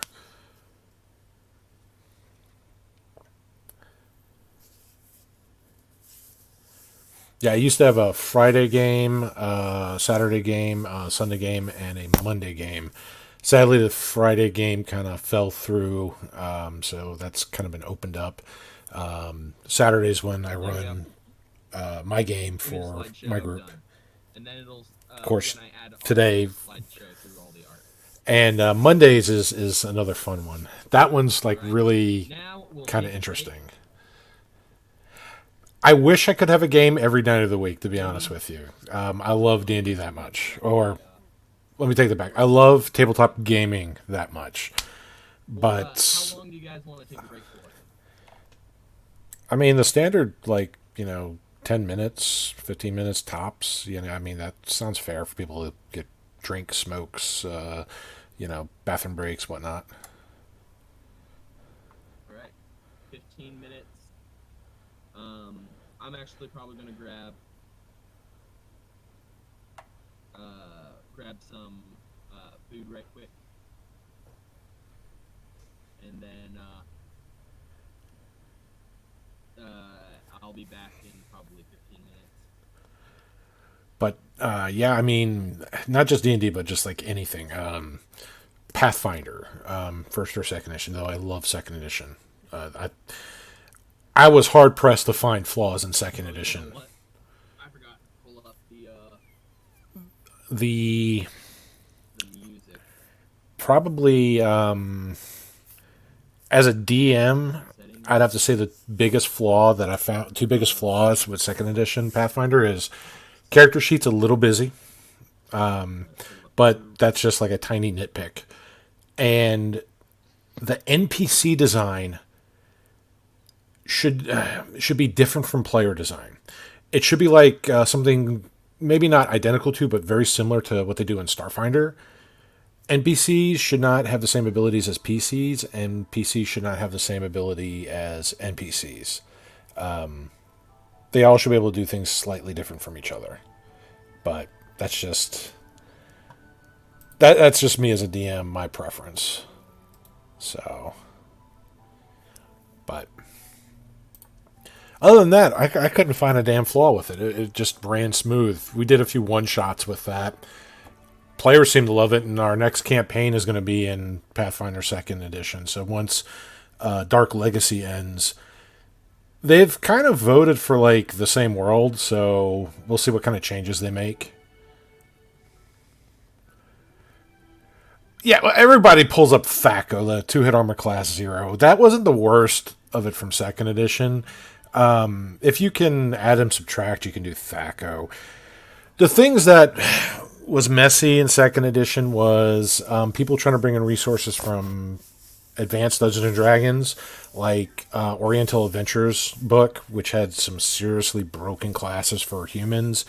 The complete handbook guides, like for the humanoids, elven handbooks where you had like the blade singing classes, the racial ones for the extra kits. That's where things started to break down, and when they had skills and powers and skills and magic, that was the nail in the coffin. That opened up power gaming to the 10th power. So that was the ugliness of 2nd Edition, though the lore of 2nd Edition was fantastic. The fluff, amazing. The crunch, not so much. So, yeah, the campaign stuff was amazing. You couldn't really beat some of the campaign things they did.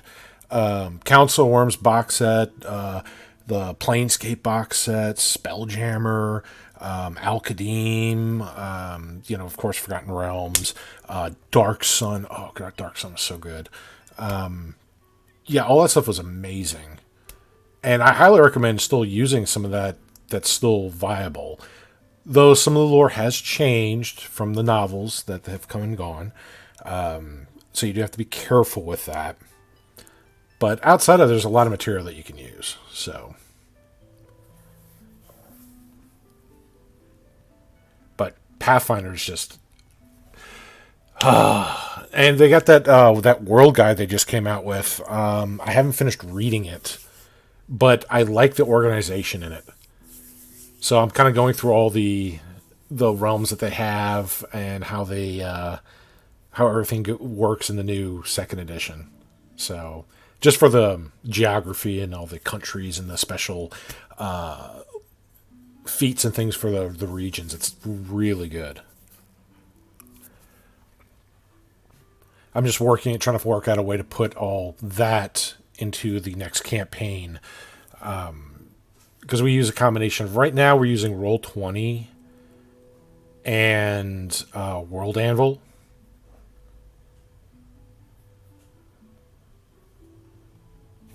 Oh, let me see this here. Well, let me click on that one. Oh, behave. Where are you at? No, we don't need Doom Eternal on here.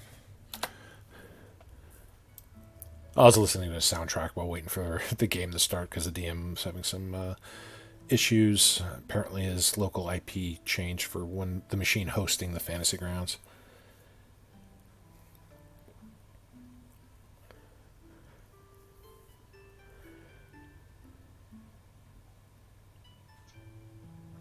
Lord Derek dead.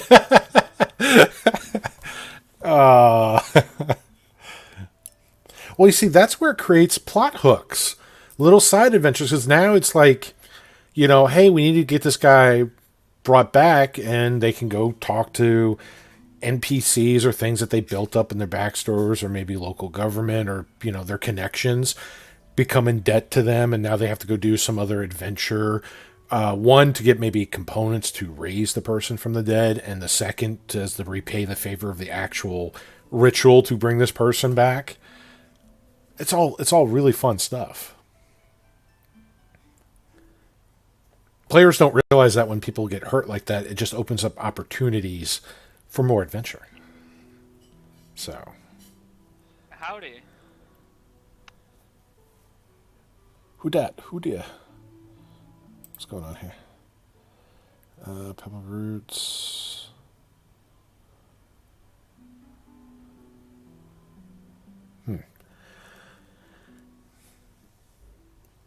Oh yeah, the spell section is insane. I just love how best way to describe second edition for that. It puts the power of customization of just character building in the player's hands so much better than 5th edition ever could.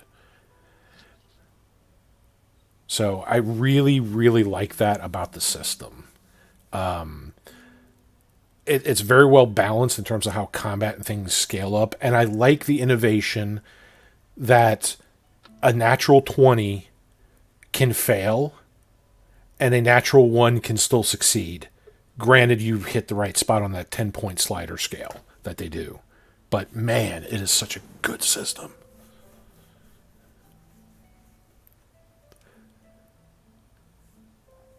Yeah, I like how they did multi-classing too, because it's not... You're still that solid class, but you're picking abilities out of other classes in this branching tree, and you can't repick another ability branch until you proceed, like I think it was at least 2 in that current branch, or you can see it go through that entire branch till the end or whatnot. I love how they balance that out. That is smooth. Also, how they promote the... I forgot what they call their tokens, but basically the advantage tokens that they do where you can trade them in to not die. Love that. That is amazing. But what's your favorite thing about the about Pathfinder 2nd E? I mean, we seem to be on a similar pages with it, so we're apparently people of good taste.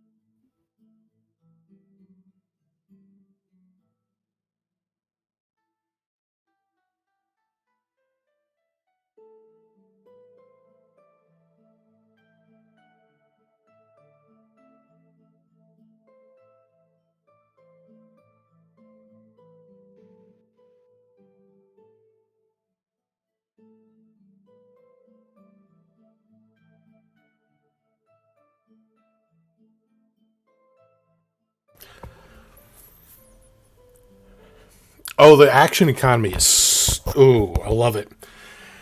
I like how they did, for example, like shields. Like, you can actually make a shield worthwhile. Like, it's not just, oh, I get a little extra armor class. You actually can raise it. Equipment gets damaged, and you can actually, as long as it's not destroyed, you can kind of field repair it. It gives you, like, this nice little feel to it. But I like how you can have like a two-handed great axe or a sword. Hold it with one hand and still have a hand free to do something else. But when you want to attack, you have to use one of those little actions to kind of ready it in 2 hands to get ready to kick someone's butt. I love that. It makes you really think about your action economy in a good way. Not an overbearing or tedious way. Just a very logical, like, oh, everything's got a consequence to it. They just did so much great stuff with it. Have you seen the live play show that they did with one of the creators? I think it was called Sword of the Everflame. It was on, I want to say, Geek and Sundry's Twitch channel for a while. It was pretty good stuff, but it is one of those play shows. So, yeah, The Last Wall. So, what is this thing that this guy is playing? Just mute that. He's got another account that he's using, like a not really a bot, but just to inject some of the music in there. So it's all good. But yeah, it is trying to be a show. I think it's pre-recorded, so they add a bunch of extra effects into it. It's the only thing I don't like about it. We'll be back in a few minutes here. So Okay. I don't know what that was. he just heard it apparently. So I'm gonna switch the scene back to your guys' view. I have a secondary instance of Fantasy Grounds open. Yeah, that's what he's trying to explain. And that's the alarm saying we get back. Alright. Is everybody back? Hell yeah. Yep. So, but God, the only table. Well, there's only two tabletop. Well, no, I wouldn't even say that. Yeah, I do. I do know about that. I did show them with that. Like you can do that, or you can do that, or that. So. Yeah, you can also type. Yeah, you can type in the stuff with that. It's one of the things that showed him like the first week's like, yeah, we can do a vote command. The only shows on there, like I want to say the best D&D Alright. show that is not just a show but actually plays D&D that's represented respectfully as D&D are the PAX Acquisition Incorporated We're games missing still someone.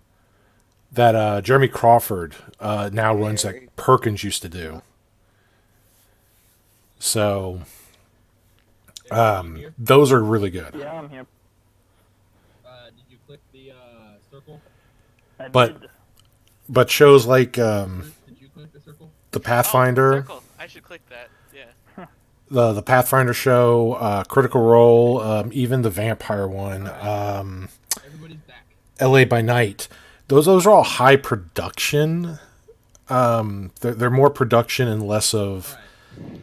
So, fair representation of what an actual game is like. when we left off, But they're all good in their own right. I'm not saying they're bad. I'm just saying they give a wrong impression of like what actual sessions can be. Acquisitions Incorporated is something more fair of what a session can be, and it's got presentation, which is nice. you guys decided that you were going to come back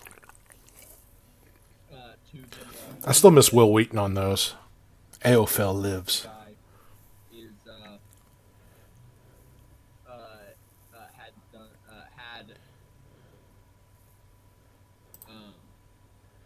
what he was. Why does his doing. voice sound low? I'm gonna give you all a short rest, so you don't need to recover any hit die, but any spells you used if you're a warlock and any wild shapes you use will be restored. So that should be done automatically. But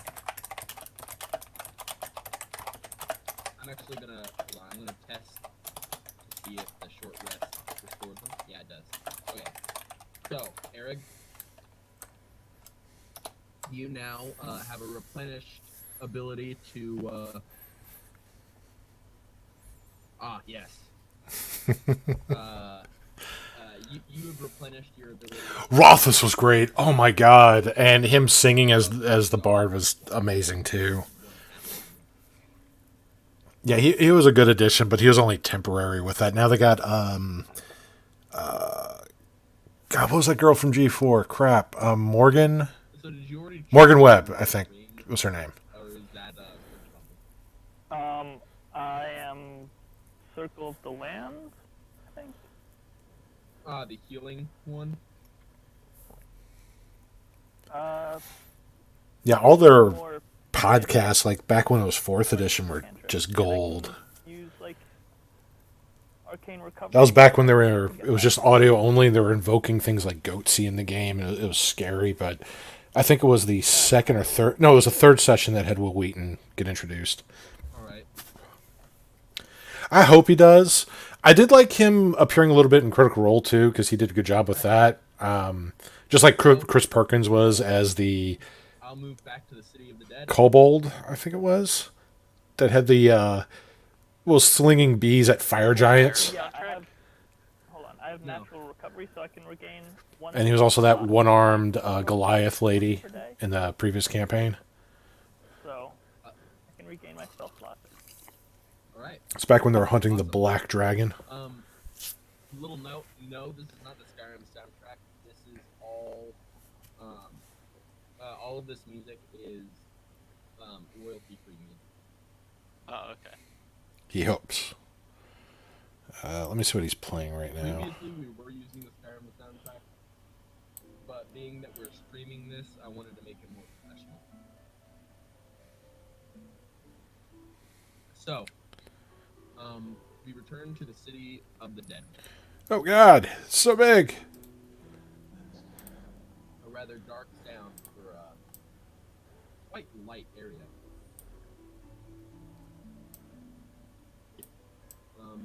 Wait.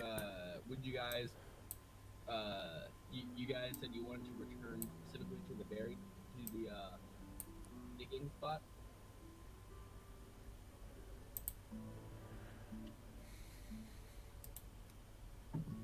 Right? Yeah, we're returning there. Yeah.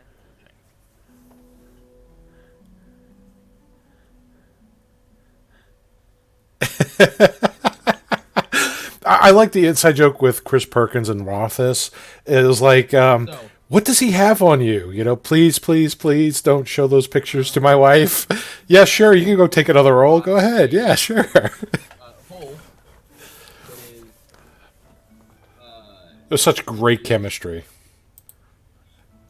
4 feet wide, and 8 feet long,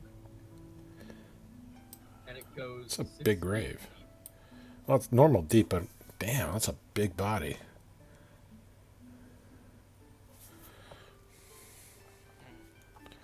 And it's empty. It is empty. Did it seem like there was something in that he dug up and took out? No. Is there Bringing back a body. maybe something One call body. further deeper in this hole? Maybe that's how the guy gets dates. We don't know. We shouldn't judge. You meet me at the weird hole in the graveyard. He likes it better when she smells like formaldehyde. I mean, realistically, oh my goodness, no. I mean, I know. I'm honestly, waiting for that too. That will come hopefully sooner than later. Me as well. That's what I'm thinking. How tall was this hole again, though? 6 feet deep. No, Yeah, but, like, 4 feet long. wide, 8 feet long, and 6 feet deep. 8 feet long. Yeah, that's a bit, I don't know, Enough- tall enough- for a body. Enough room Oh, for a coffin. Yeah, they made coffins really Or a well. bunch of meddling adventurers. Yeah, we just wandered right into our deaths. But would he really, like, bury Yeah, a you coffin? all get you all pass out as a shovel hits you in the back of the head. No. Oh damn. Oh, okay. Damn it.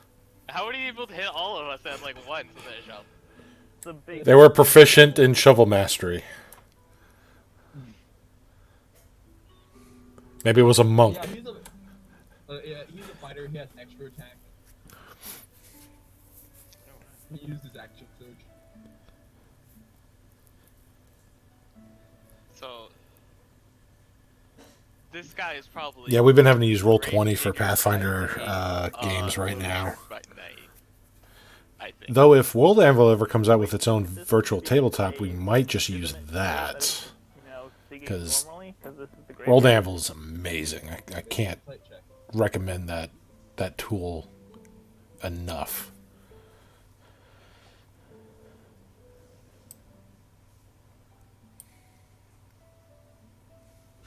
So this is where the guy was digging the hole at. Yeah, yeah. It's seems like it'd be a standard grave. Interesting. Is there like a space for a tombstone here? There's the shovel is still sticking out of the ground next to it, and there is a few slabs of stone in a cart that is nearby.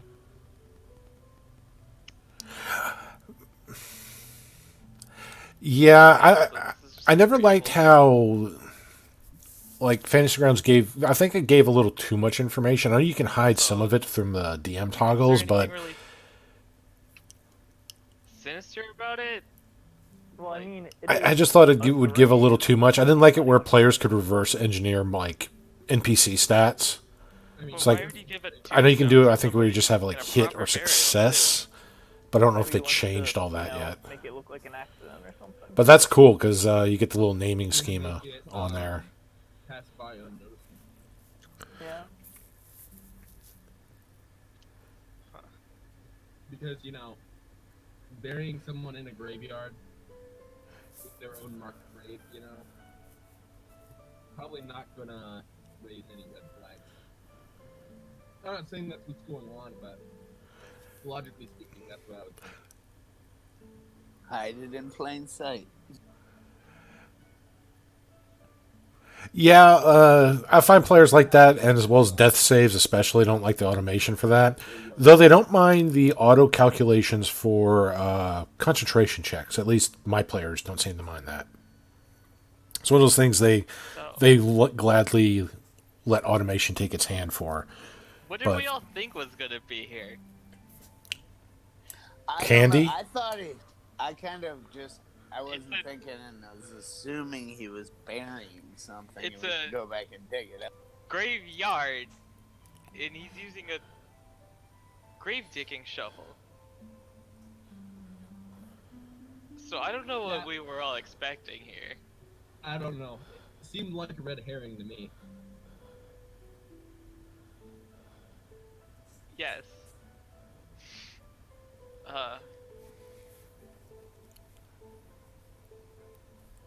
Yeah, I think that's. But I just do like kind its of cover job or quick whatever. selection for fantasy rounds, like select all allies, select all enemies, Yeah. being able to automate like the damage rolls and saves, Okay. at least for the You wanna enemies, wait all at and see once. if he comes back with something. Fantasy rounds is a very powerful and it's very fun. The two biggest things that I always You kept can running always into Go back to see if something's buried here. was like a week from now. its Yeah, I dependency on the also local think that's host. around. So And, what's on the agenda? You want to try and find somebody to get the Random ledger connection to? issues. Yeah, finding a suitable person to give the ledger to seems reasonable. I agree. We should get the ledger into the proper hands as sooner than later. But we need to find the actual proper hands is our problem. We need to find What- some. What about that guy we talked to earlier on that was like a fighter in the war? I don't really remember. Did he seem like he had good intentions and stuff? Could we go back to him and maybe ask? Well, we could also ask I was thinking more of a lawyer. But yeah, sure. Are there Lawyers, lawyers? lawyers in my they can be pretty damn crooked too.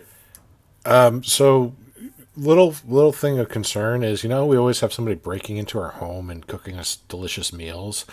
What happens if they break in and steal the ledger? Ooh, good point. That's why we need to have it, like, someone have Oh my holding God. it. Fucking alert! Damn it! Tie it to their body. Oh shit, that fucking thing gets me every damn time. It's even worse when I'm playing like Person since the last session. Dead by Daylight. I'm like working on a generator and that alert pops up and I just freak out.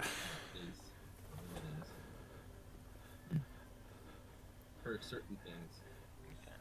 You guys can go ahead and once you guys return, if you guys give the letter to a magistrate, we can. Well, we did set a trap before for the person, and they gave us a warning. Well, they gave me a warning because I was the only one not in the house at the time. Once you finish the Like, quest, stop doing this, or bad things are going to happen, and I'm not going to pay you money for the job. Just think we giving should- it to the magistrate. We should go find that guard that we talked to on the way in here. He seemed like a good guy. I think he could, at least point us in the right direction. Maybe he could come with us when we're handing it to somebody. Yeah, his name was not on the list. So. Yeah. Well, So we're going to go to a random guard, say, hey, we got an illegal ledger, and we need to turn this in. I don't see this going very well. Well, what did you just say? Sorry. I think is not a confident word. We should talk to him first. Without the talk to ledger him first. on our body. We should talk to him anonymously as well. Which seems like a good idea. Maybe. Well, apparently people don't react well to people wanting to keep on it anonymity. Yeah, apparently. But if we just write him a letter, No, I think we god should just damn it. go up, talk to this guy, explain that, hey, we heard there's some, bad stuff going down with some loan sharks. Make sure that Yeah. he's, against that. But if he's crooked, what if he gets his boys on us? That is a good point. Yeah, you We can. got Pebble. You're going to throw a pebble at him? That's the most lethal thing you can do in anybody in this day and age. Pebble. Then what if we get the boys of the entire Pebble's gonna city kick after their us? ass. You're not gonna be able to fend off an entire city of boys. I'm pretty sure this is true. Well, they'll probably give Pebble a job. I don't know about the rest of you. Damn it.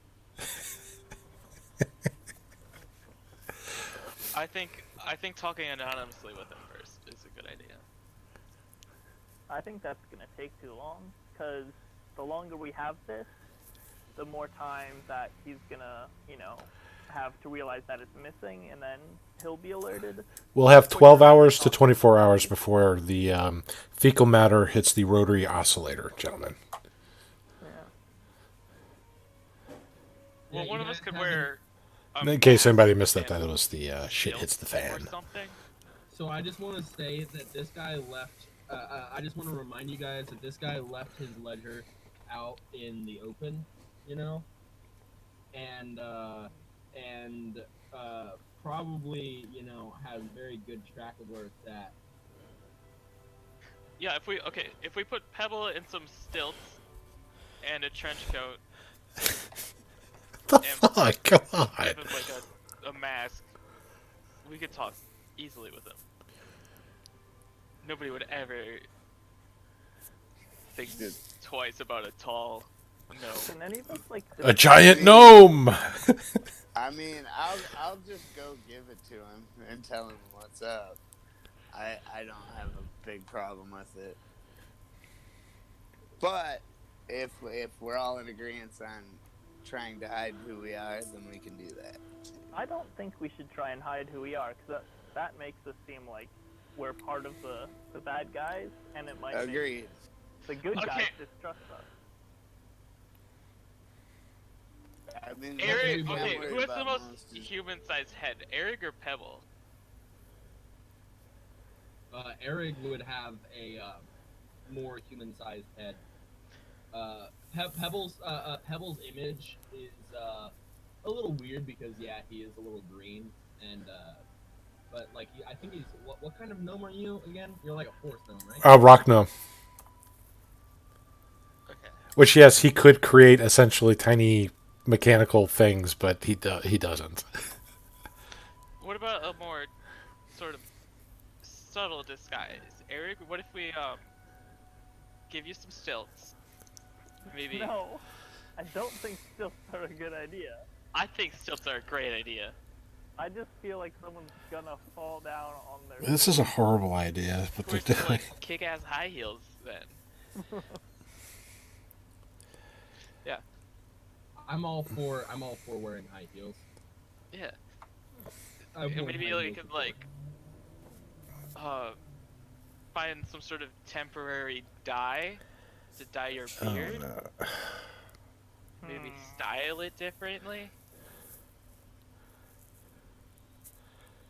Something a bit more. All right, so who are we going to give this to? Why am I the person going to talk to this guy? Who are we giving this to? Is this the guard or the magistrate that we're trying to go to? I thought we were going to talk to the guard first.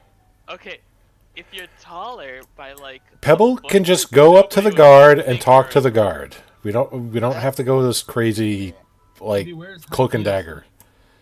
Along with wearing high heels, he won't just look taller. He'll also look fierce. Yeah, let's give him some high heels. Wait, alright, so our plan is to get me some high heels so I can talk to a guard? Okay, this is going a completely But, like, unusual hide your direction. height. To hide your height. Sure. That's what you call it. And at the end of the adventure, you have a new close friend in that guard. We won't judge. It's okay. High heels would work great. High heels, man. Look, if y'all want to remain anonymous, Pebble will just go up and talk to the guard. Yeah, I was down to do that too. Let's just go talk to the guard. I'd prefer sending Dightmar rather than Pebbles, to be honest. Me and Okay. Pebble What if we could put- go. Or What maybe if we send give- both of you, yeah. What if we give Pebble a fake mustache? Just for you. Yes. Draw a mustache on him. Yeah. Well, he's gonna look like a gnomish Gomez Adams now with this little pencil thin mustache. Yes. Just take like some charcoal from the fire and like sort of draw a mustache. Oh, Pathfinder goblins are so good. Bye. Have you seen the Critical Role goblin one shot with the Pathfinder? Before we do go talk to him, what do we want That to was do? amazing. Be honest with this guard and tell him. Well, I think the episode was titled "To the Poop," outside of his which house, that's all I can say so about that adventure. stop it, or should I tell him the truth? I don't think we should mention the ledger right away. Yeah. Maybe start it off with like, oh man, these loan sharks, man, they're the worst, right? And then if Yeah, they agree, something like that. like you're like, See how? Yeah, check that out. If you can find it, check out the Wendy's special stream too. That was really You guys, weird. You guys could also. And they do weird really well. But that one didn't have the Critical Role cast all in it. It had a few people. It had a lot of other voice actors in it. or you can write The girl who played Piglet was amazing. the- Just the voice that was chosen for it. Do have It was top notch. do have like info on everybody's handwriting. They have signed documents that they're within the city. Especially if he has a job like Gravedigger for the city, where he would have a lot more contact. Interesting. yeah, let's narc on this guy. Yep, he's an asshole. All right, so we're going to talk. Oh, God, that to goblin sounds the fun. guard guy. Is it me and Pebble, or I will go and, like I said, if you ever have Pebble become a negotiator, you've just thrown down the gauntlet in the negotiations. But, I mean, Pebble will just go up and straight, like, not even sugarcoat whatever the message is. He'll just straight up and tell you how it is. I think we send Pebble as backup for Dightmar. Pebble's the enforcer. yeah, Pebble's my enforcer. Yeah. I don't think we've seen Pebble rage ever. Yeah. During that fight, he raged. That's how he got the advantage on the guy to subdue him. Because he had advantage on the athletic check. Oh yeah, I remember now. Yeah, he did rage. He, like, stubbed his toe on the log, I think is how I RP'd it. Oh yeah. No, I remember that now. All right. Okay, so yeah, no, you guys go and you meet that guard. I'm gonna go ahead and exit out of this map here. And I don't remember if they had any other good ones for Pathfinder. I think that was the only Pathfinder one they did. At one of the southern gates that enters into the dock ward. He's on the richer side of the gate, and he seems really tired. He's got bags under his eyes for days, and he's standing there with another guard. So Say I'm just gonna go up to Riverlord? him and ask him how their day's.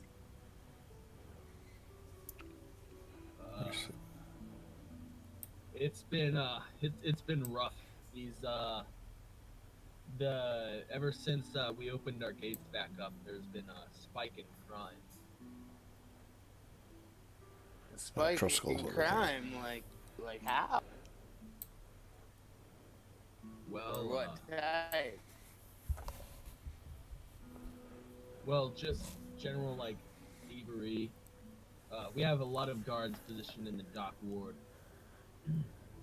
because it's just so much. I always hate it when we get markets coming to town. Oh, was that girl? Is that the Girl's Guts Markets Glory? come to town to sell their wares. Because that's the only all-girl one that I'm aware of. People come into town Um, from the sea and from the land. that might be that. The only other one, Sell their but I don't think it's all-girl, was Maze Arcana. Interesting. So pretty heavy this time of year. Because they had one where they're doing, I think it was, Yes. Once winter ends, everybody's eager to. oh crap, it was one where they're all like bards. Replenish their, and although winter hasn't Damn, I can't remember the name of that quite one. ended yet, but people are looking. I know it had like, God, what was that? Vivid Vika was one of the Replenish their coin, cosplayers on it. so, No, that's not the Give me a one. sec.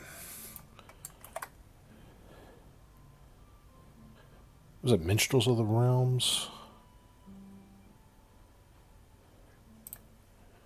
people need to borrow a lot of money.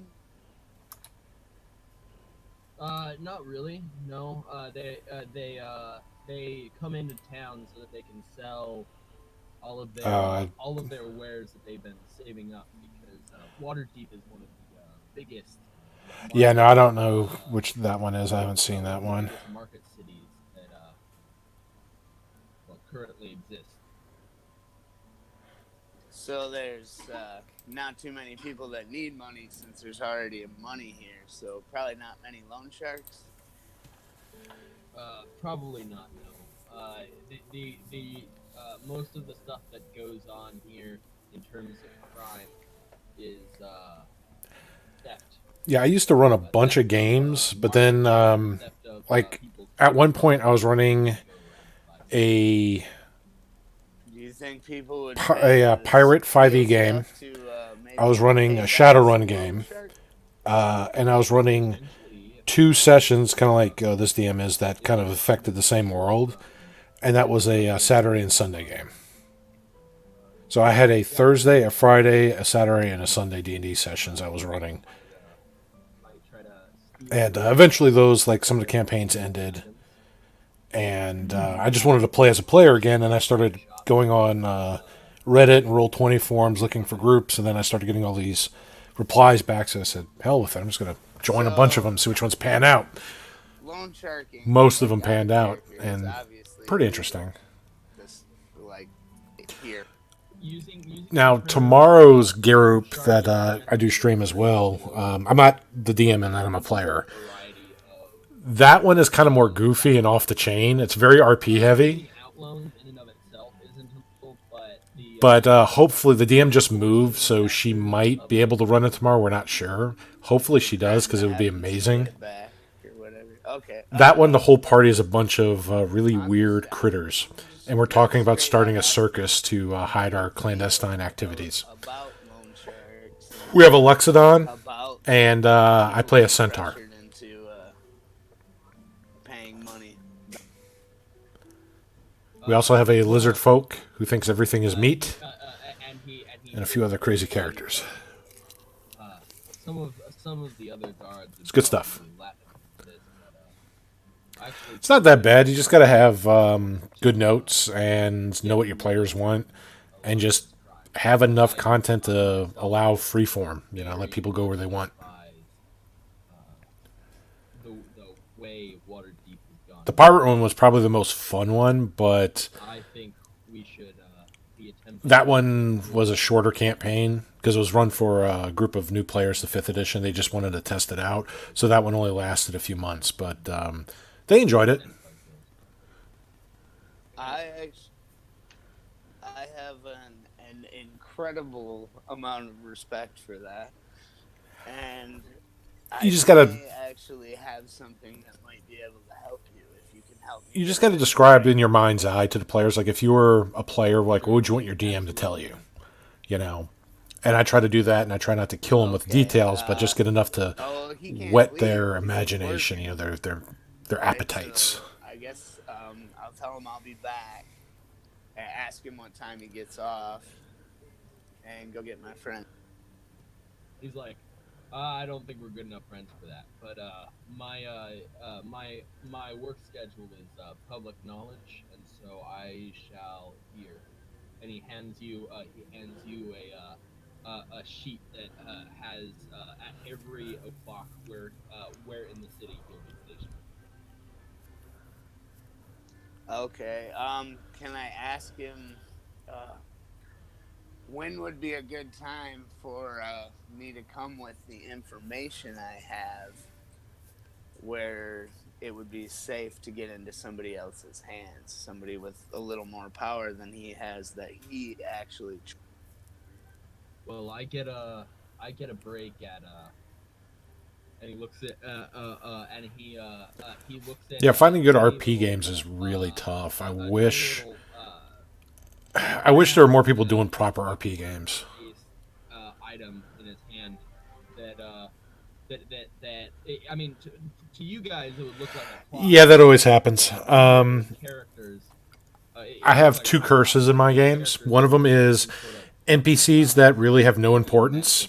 Either they latch onto, like your quote-unquote barmaid or some random person, and they try to befriend them, and I have to make up backstories from, like, I usually have a sentence, like, what they do, what their goals are, just for, like, conversation sake, like, what are they trying to do for the day and why. But when they latch onto them, I gotta go a little deeper than that. The other is when I usually have a focus session for somebody, something usually happens to where, like, they can't make the session or they have to leave the session early, and it's like, God damn it!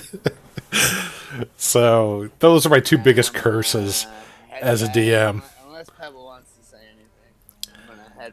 Like, there are 2 NPC companions they have that they befriended. Obviously knows a gnome because he has One of them is Senosha, who was basically a joke character. She was, again, didn't really care if she lived or died. She was just supposed to be a NPC who was a wrestler, basically a monk barbarian bard, multi-class. And one of the characters, like, just latched onto her, and with her personality, like, hit all the check marks of something that would catch her eye, and they just became really good friends. There was another one that was a tiefling maid to a nobleman who was part of a fiend cult, and he was trying to sacrifice the players and his a few other people to some fiends. And she was going to die in a trap that the nobleman had sprung.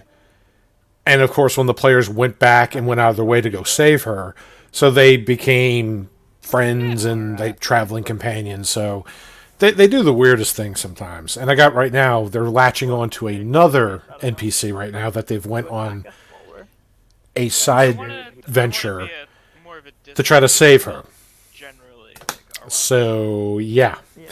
But in that process, they've already killed one maybe NPC go up and actually that they talk were to supposed to escort, groups and I can hang and they have another NPC with them that they may or may not get killed during this venture. So, oh yeah, you So, guys heard, but they did learn a valuable lesson prior to this, which was never trust a succubus, to try and for they legitimately will double cross you. stop crime and not become whether or not he would be okay with us finding that information, not necessarily the most honest way.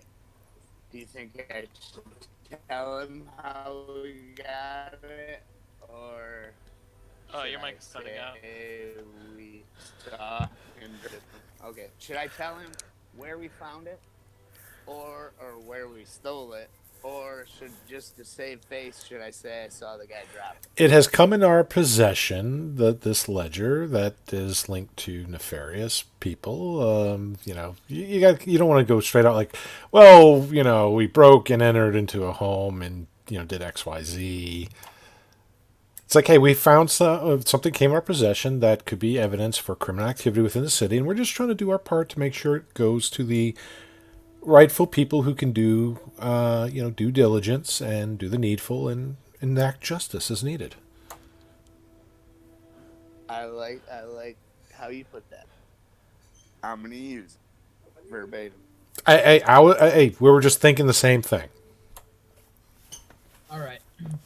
So, you guys meet him at a Ooh, at 3 a, Roxashas. Damn, that's barracks type building, and there's God, that sounds like something that would be from little Hamlet. that are blocked off by a door. But damn, yeah, the Roxashas are nasty. They're great for meddling like that, though. At around the same time, and he directs you guys into one of the alcoves. I would hope so. Good And, God. as you guys, I remember Chris Perkins writing about some of his epic level goblin game where the party basically dropped a nuke on a flying airship full of goblins. They used to be in his old archives. Have What was it called? It was a DM Experience was the article he wrote, but it was before D&D Beyond. 4th edition had its own online compendium that had the Dragon magazines. like extortion. I forgot the name of it. It used to be like a little subscription based. Great compendium online, which is what D&D Beyond kind of became. But it had all his old journals. If you can find the DM Experience that he has, I want to say it's archived on the Wizard site. It's got some great reads You're into it. cutting out on me now. He says, "Can I see it?" Yeah, with 3 Roxashas plus them manipulating the town, I'm surprised if they even found out it was Roxashas. I'd be shocked. You brought it here. Or wait, did we bring it here? No. Yeah, I thought you brought Yes, it you here. did. You brought it here. Okay. But he asked. Yeah, I brought it here. Yeah, Dragon was so good. Dragon and Dungeon magazines were like the best. Well, And you used to have some great articles. Like they used to have the adventures they had, and the one I remember most was one about an owl bear race that went across a mountain. Make sure. It was such a goofy adventure, but it was really fun to run. And the players found it fun too because you were depending on how high up. able to be creative, like to slow down the carts and to take like shortcuts or to make deals with some of the other NPCs to get to this like Duke at the end of the race. It was amazing. With the Xanathar. So it really could be any level. Fucking Zents, damn it. If it's affiliated with the Gentarum or the Xanathar Guild. I do not, but Yeah, I got to run that like at least I don't think. God, it's been a year since I was able to run that one, but it was so good. Possibly point him out if that need be.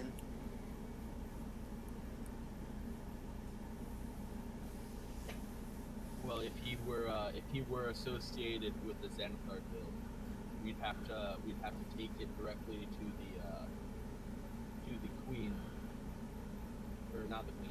I forget what she's called, but essentially what she is she's like a We could find out. I'm the not name sure is if the the name escapes me at the moment. Pebble, do you recall what the Well, the ruling place was the Masked Lords of Waterdeep. That would be more of the leadership role, but nobody knows their identities because that's what keeps them so powerful. well, there was a there was a thing I read that referred to like an extremely powerful female figure There's a few of them in Waterdeep.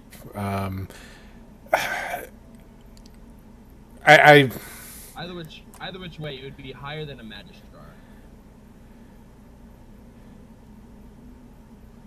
But if was she a Blackstaff? Maybe she might have been one of the I Blackstaffs. don't know. I honestly, when I updated my knowledge about Waterdeep, I only know what I knew from a general overview of the Forgotten Realms because I read a book, and then I read Waterdeep Dragonland. So Waterdeep doesn't necessarily go that much into detail about that sort of thing. Yeah, you got to pop open the Forgotten Realms box set. They'll give you all the wonderful info. And if you can keep up with all Ed Greenwood stuff, because he's one who created Forgotten Realms, any of his novels are great.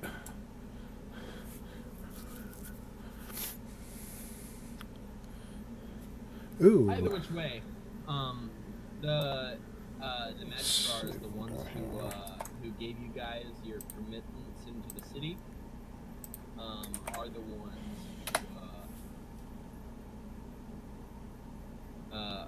are the ones who would be. It goes up as high as Magistrars in the book. Did you guys open it up for him to see?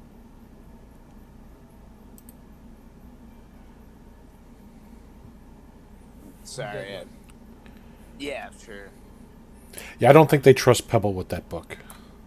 Well, yeah, but Roots and Eric might have had. Pebble would put like a piece of cheese in some of the pages just because he's goofy like that. By the way, Roots and Eric, are you guys What? still here? Or? Yeah, of course. Yeah. All right, I was just checking because. I thought we were staying back from the. Art of Deception. Yeah, we're out on like a street or whatever. Yeah. Deitmar is. Deitmar is. Yeah, I'll have to check that out. It would probably be a good idea. So Deitmar is talking to this guy, and the guard lets you guys know that of the names on the list of the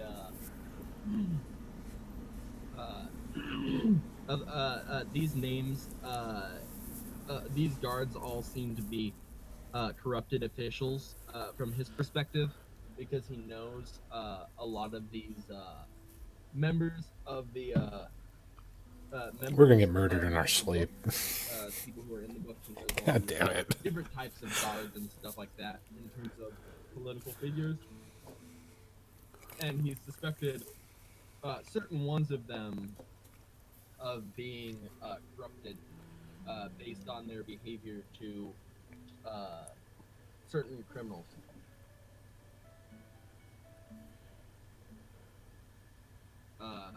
As in, they've let people go too easily. They've let too many people off with warnings from his perspective. So they're gonna throw the book at him. So, What are we doing? He lets you know that he thinks he knows exactly where who you guys can give this ledger to. He says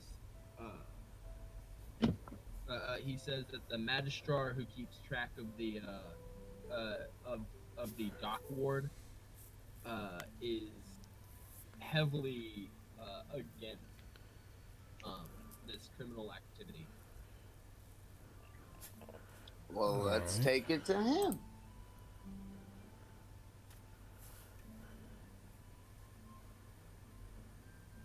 Is that everybody wants to do that? Everybody in agreement? I have no problem with that. Does the ledger say like the amount of money that's owed on there? It does say how much money is owed. I feel like we should cover up how much money is owed and then give it to him.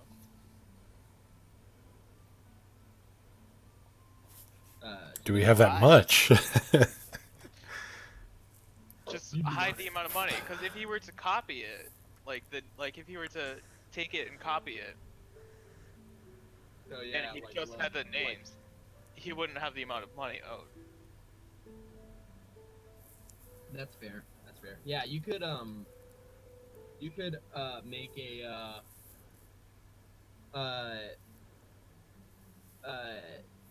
would you tell the guard that the guy who's been helping you? I think he seems to be a really good guy, so I'm okay with being honest with him. Everything except for what we did criminal. I'm actually going to give him a name because he Barney, please be apparently Barney. become a part of your guys' thing here, so I'm gonna just in case you guys try to Been seeing move him later. I'm gonna Too much Half-Life, but I his want name will Barney. be Jonathan Fletchley. Damn it. I don't know why, but I was hoping for Barney. I might have been watching too many Half-Life streams. I thought you were gonna say a giant purple dinosaur. No. Barney's the generic security guard that you meet in the beginning. Yeah, no, Jonathan. I'm really good at like coming up with names on the fly. So his name is Jonathan Fletchley.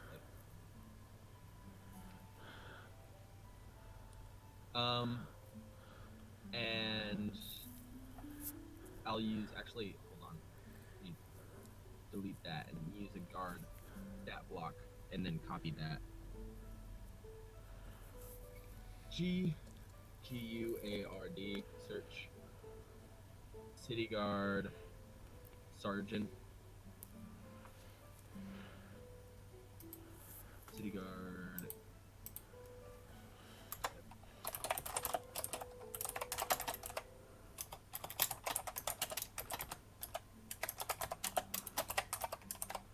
Okay, so apparently they don't have any type of guard that's above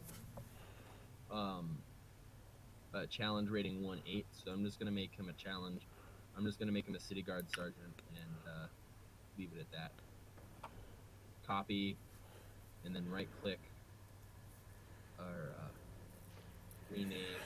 I think they use veterans in Dragon Heist for some of the higher ranked captains and stuff. Well, they use for guard captain they use it's a CR3, and I don't want to make it that high. Yeah, no. I remember in the magistrate's place, like by the armored carriage, like some of the guards that they had placed there were, I want to say they were veterans, but But veterans are challenge rating 3, and I want them to be like challenge rating a 4-ish. You know what? I'll just give him multi attack and then bring him up to challenge rating 1. Because multi attack, you know, that improves their damage output per round by like an immense. Either which way, his name is Jonathan Fletchley. So now we have that. how do you spell his last name? Fletchly, Fletchley. Perfect, thank you. Yeah, I mean, I just made up now, but since he can potentially become a person later on, this is why I like roleplay, because it gives opportunities to build. I thought he was saying Jonathan Fleshlight for a moment. I was like, wait, what?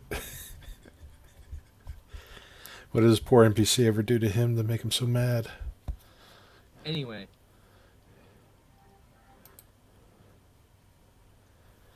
Oh man.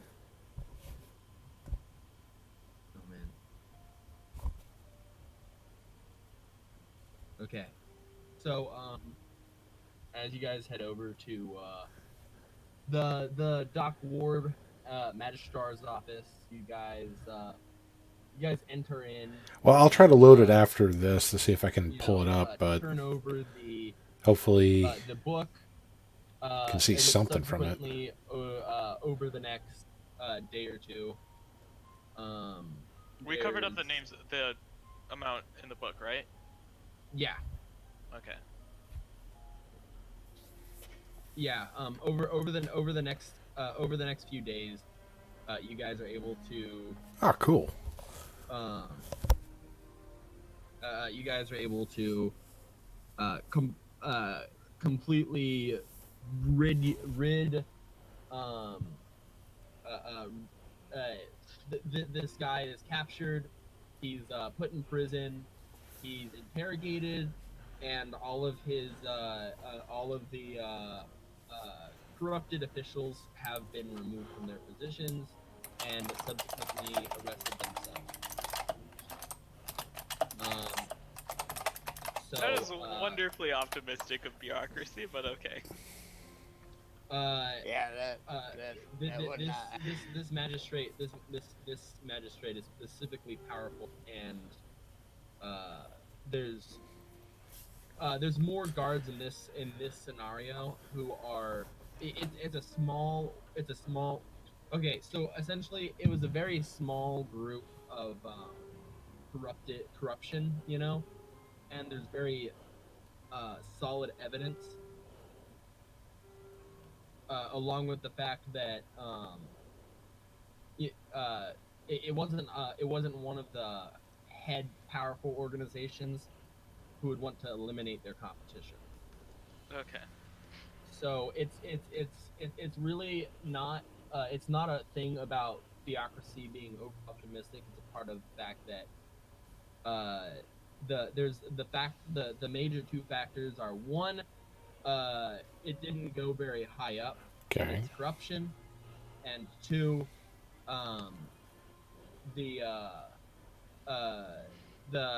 there wasn't a large amount of people to be getting rid of, and there's the political strain at the moment between the Zents and Xanathar Guild, who would definitely not like somebody else impeding on their.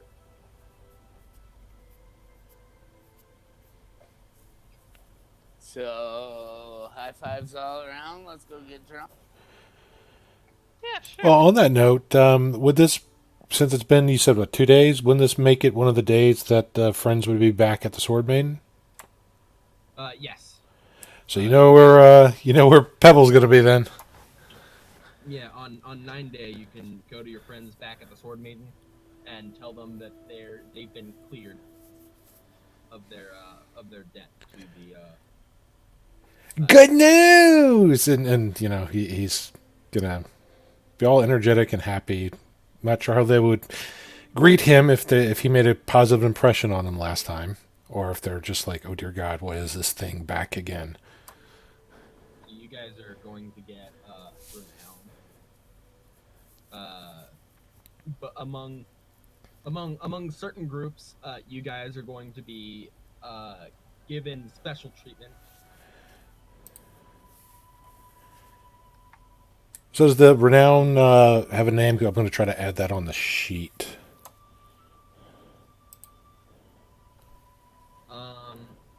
What was your question? Does the renown have what? Like what's the renown for? Like what's it labeled as? Well, there's going to be the general city renown, amongst the city officials for performing a lawful act, and then there's going to be renown against among some of the organizations for having an action that benefited their ultimate goals. So, like, certain guilds in town might target you for potential quests. Gotcha. Okay, so it's stuff you're keeping behind the scenes then for us. For right now, yes. Okay. Works for me. I I forgot to remove repair ship from your naval actions when I was testing that out. Oh, okay. I was wondering. I was like, well, I put it under a group naval action. Like, well, maybe it's something you're adding in. Yeah, that's fine.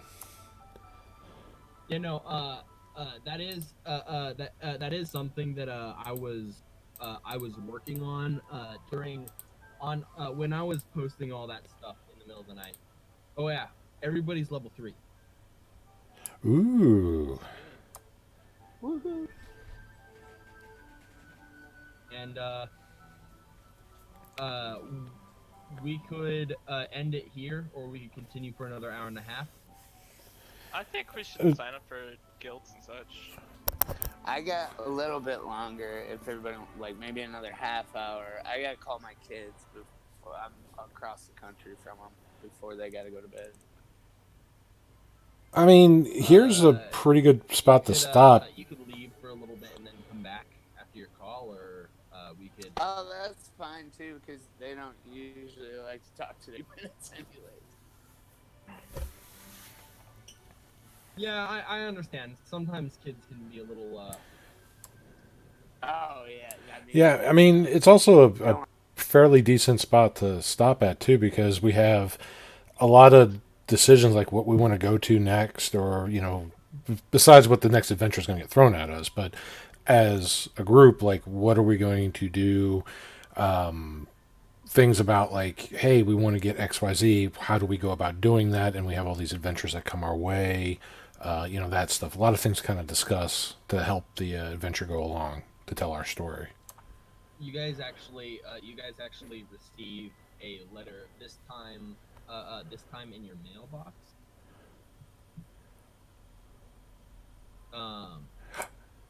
Is it Publishers Clearinghouse? Did we win? Woohoo! Damn it. It's from your friend. It seems to have been stashed in the mailbox though. So that a male person wouldn't take the letter if they came across it before you guys did. What about a female person? Ba-jing!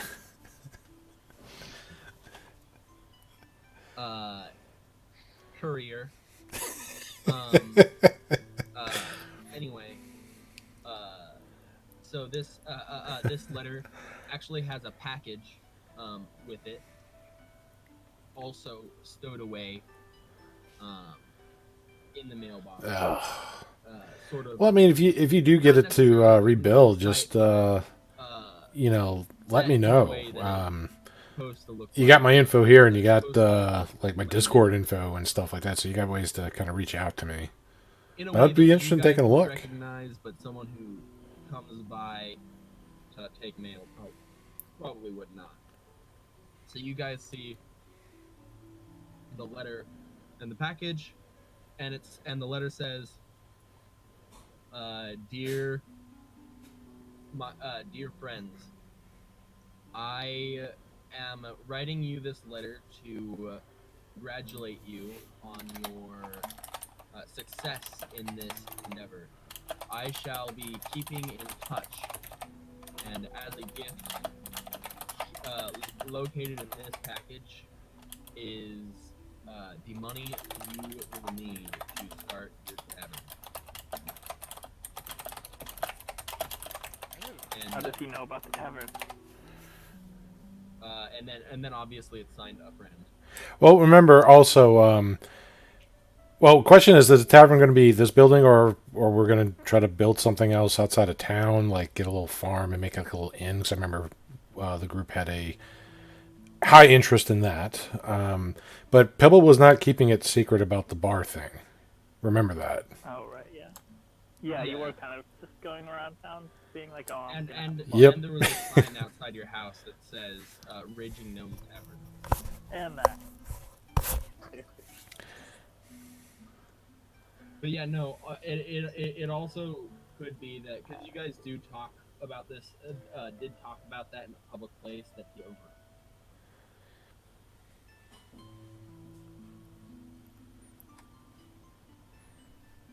Actually, you've talked about it in quite a few public places. You can blame Pebble for that, but yeah, I think we also talked to Mr. Loan Shark in the graveyard about it. So, like, everybody, good and bad, knows that we were trying to do a business. That is true. We did tell pretty much everybody getting our You told, advertisement. you told that magister who gave you the information about the thing about your tavern too. You know who you guys got the information about the Marcus family crest, Oh yeah. the outdated Marcus family crest. All right, well, that's cool. Yeah, just we'll see if you Because can I don't get a working know if, copy. I To don't shall know if definitely it's take a look you at guys, it, though. but I told Roots that the family crest that he had asked the magistrate about hasn't been put to use for a few Ooh. generations. You got it working. That's nice.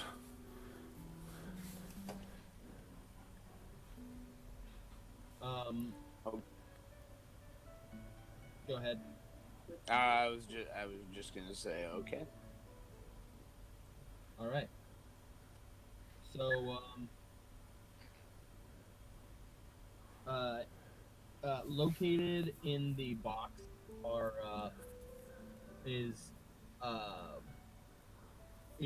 200 sort of half moon shaped coins with they're made out of platinum with electrum inlays.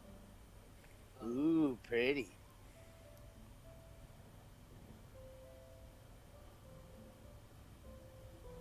Which is special coins for special coins for Waterdeep.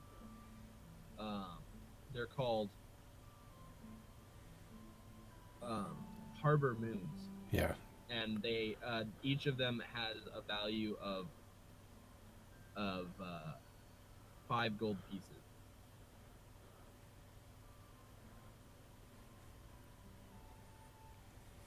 How many were there? 200. We can build a bar now. We can have a business. So I have like basic carpentry IRL. Can I build Ooh. the bar for us? Well, no. I mean, you can probably help with that, but you got to kind of work with some contractors locally. Otherwise, really bad things happen to you. Not even joking I on can that. make yeah. chairs. I can make chairs for the bar. I know how to carve wood. I can make chairs. As long as you include the proper guilds members, I'm sure it will be fine. But don't do any work without any guilds members signing off on it. It'd be bad. Roots actually got invited to join the Carpenters Guild. I'd mentioned that sort of in passing a few sessions back, but he did get that in the mail. Yeah. And Pebble got invited to be in the tournament. I also got invited to the Emerald Enclave. Yes. That as well. Oh, look What's at the you. Emerald Enclave? What's that? Hippies. Yeah, dorks. The Emerald, Hey. Eric and Roots would both have been invited into the Emerald because of their dealings with nature. Damn hippies. You guys will be getting a letter here in a few days. That is, I mean, I guess we could do some downtime to help you guys catch up to Thursdays? Thursday's group. Yeah, because they're over a month ahead of you. Oh, wow. Okay. Well, the downtime actually will help a bit too because, again, Yeah. the chances of me being able to make next session is kind of iffy because I don't know how my medication, like the pain meds and all that, is going to affect me or if I'm even going to have a voice. So, just plan like if I'm not going to be here, and if I can, I'll reach out to the DM. But with the downtime, it kind of gives an excuse to kind of put Pebble like on the sideline. I'll go over some stuff with the DM just to flesh out more in detail, just stuff from the end of this session to whenever he can get back and during the downtime, more details. But I'll try to be here if I can. If I can listen, I'll try to at least do that. But I don't know if I can participate. Again, voice and all that, and clarity withstanding. Yeah. So if you guys wanted to start a I have so there's actually two types of inns. cancer surgery next week, so Inside, which is a more expensive. It's gonna be fun. Town inn, and you guys could obviously take it up with the Bankers Guild and see what you can get done. If you guys, because you guys don't technically have enough, you guys have essentially 2,000, Oh, Alex. Oh, which is not enough to build. yeah. I It's got not diagnosed enough with to build that anything on the list, but a it's few enough weeks to ago. get down payment down. So Start getting some more. sucks because it's gonna be in my throat. So they Yeah. got to remove my Just thyroid and my down lymph payment. nodes, and I'm gonna have a neck dissection. So And we if it's get close it to my done vocal cords, I with, may you know, not have a with the voice for a down while, payment on the or it may hurt to first little bit talk, of or I may work not be and able have it to done and then speak pay really it off loudly. So quicker. it's all kinds of fun. Hopefully. Yeah, and as long as there's no Or you guys complications, could, that's the main thing I'm worried about. Just any you complications. guys do have, of course. But what sucks is I got to be on a You guys have convinced quite a few people to join. quarantine or in a to go quarantine. to So tavern. like I You guys can't be probably around also, immediately any of my loved ones or anything like that because I'm gonna be radioactive. So I'll probably add revenue to you guys' first couple of weeks. Once it obviously gets finished building. Obviously, you guys have to hire hirelings as well, like people to run the tavern. Yeah, it's gonna have a little upkeep cost, and yeah, I mean it can potentially make money, but we can also lose money depending on how well it does, and you still got to pay everybody, and that may be like a month or two out. The city gave you guys money too, Ooh. as a reward for stopping crime. Our tavern should be a Who said co-op. crime doesn't pay, or at least stopping it?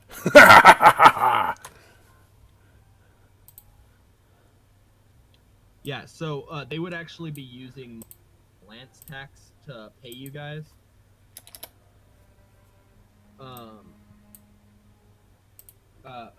From any stowed away lance tax.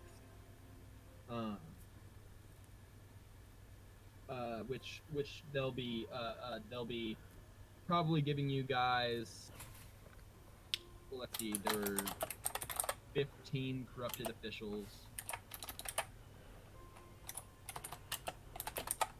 I'd say, and then obviously.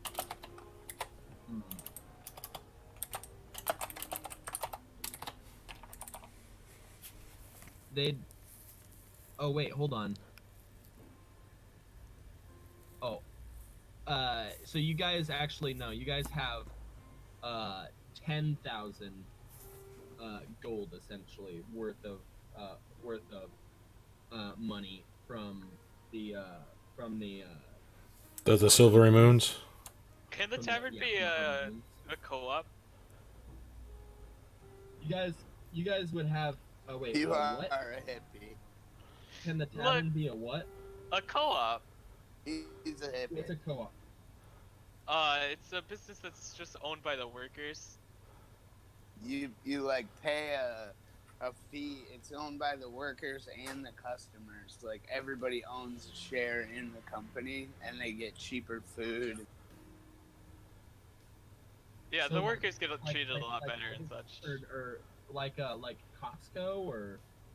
No, not cost. Well, I mean, if you want to do something like that where the workers get treated better, you can. Probably for DM sanity, I would probably let them stick to the rules as written for that, but we can RP like better working conditions for other co-op. people. It is a Yeah. co-op.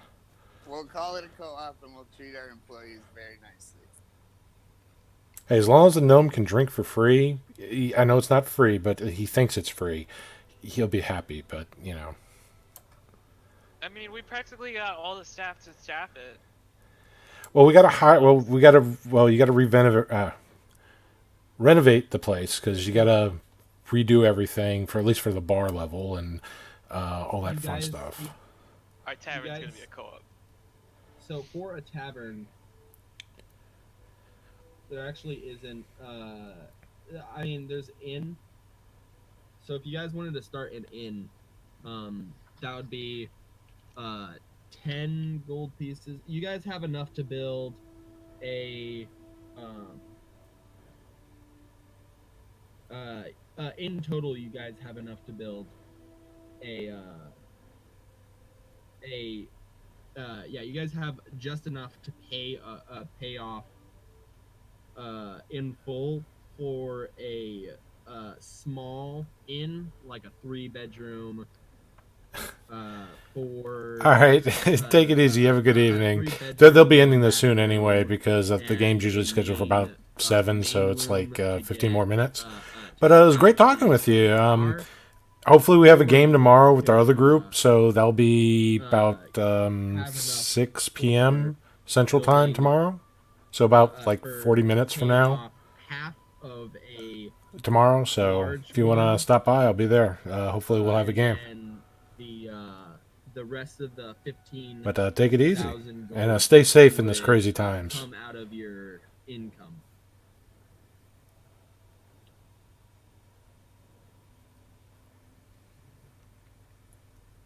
Or sorry, so you guys you have 15,000 gold to put down,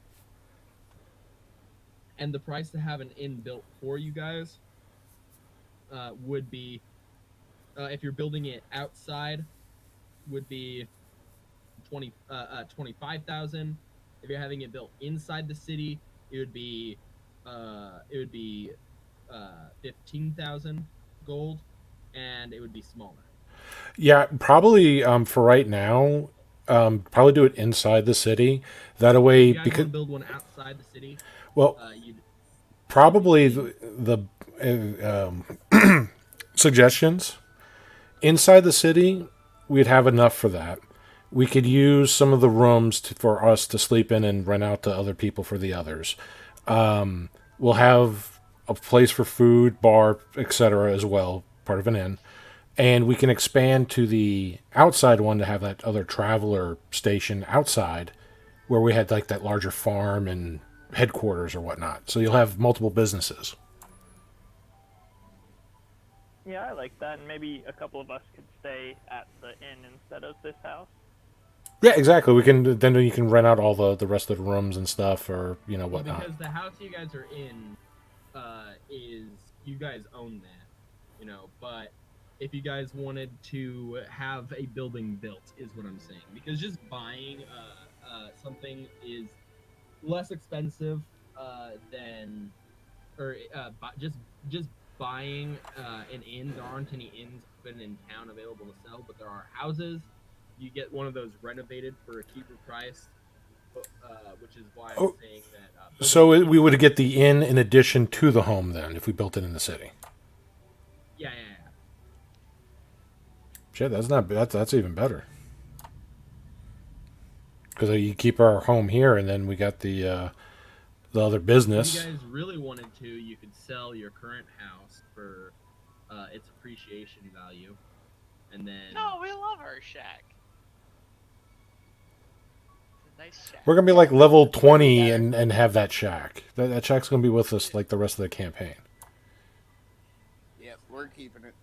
That shack Because- will like. It's gonna build essentially character. godhood. you guys will still live in the shack. Yes. And if nobody else will, Pebble will live in the shack. So it will have an occupant. It will be respected. It will be there, hopefully, for the rest of the campaign, or until we accidentally blow it up, burn it down, or some evil entity decides to smite us from the heavens with great fury. All right. Is everybody level 3? We can also Oh, build I- like some super like duper high tech dungeon under the shack, if the city permits that. Well, I mean, I would be careful with adding dungeons underwater deep. They already have a bad problem with that.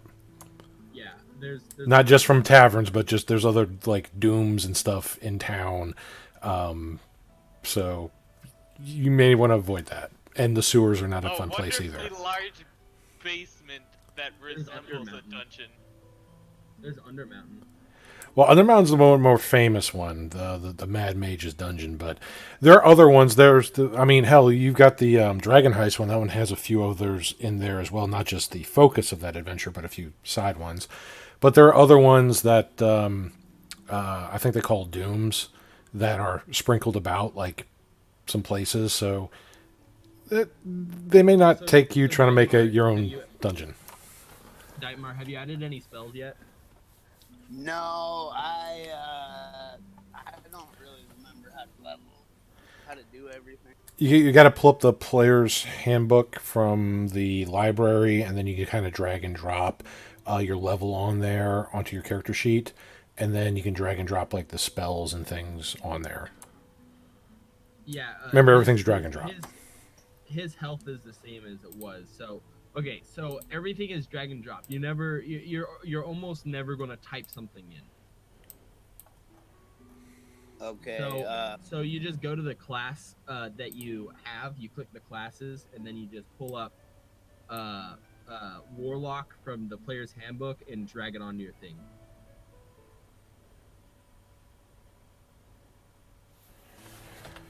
Where's the player's handbook again? I thought he said it was in the library. Click classes. You have classes on your right hand screen. No, I have library tokens, items, NPCs, story, image and maps, notes, character. Okay, so you're in play mode. Go ahead and click the library and click all. I always keep it in all mode. It just it's nice to have everything I need accessible. I'll try and remember that. Okay, now I go into classes and just drag and drop everything. Yeah, you drag and drop Warlock, and it'll give you options or whatever. There is nothing in classes. Oh, you need to reload your module. While we're waiting for that, I'm actually gonna end my stream since we're gonna be Yeah. We're just gonna level you guys up. I know I said Good we were idea. doing mid-stream, but I'm gonna end my stream, so I'm gonna mute myself for a bit. Oh, I already leveled myself up. All right. Well, as you heard him, he's ending that. We're going to be leveling up a bit. Oh, yeah, so, Well, if you're seeing this, hope you enjoyed it. I enjoy talking to people in chats, Dightmar and- especially Stranger there with all the wonderful power tips. So, So just Dightmar. I'll work with Dightmar after good stuff. After I end. but yeah, God, Primeval I may or may not be able to stream this next week. I will see what I can do. looking at this. I'll be recovering from a surgery, so I definitely won't be an active player, but we'll just have to wait and see. But everybody stay safe out there. It's crazy times right now. So till next time, stay safe and happy gaming.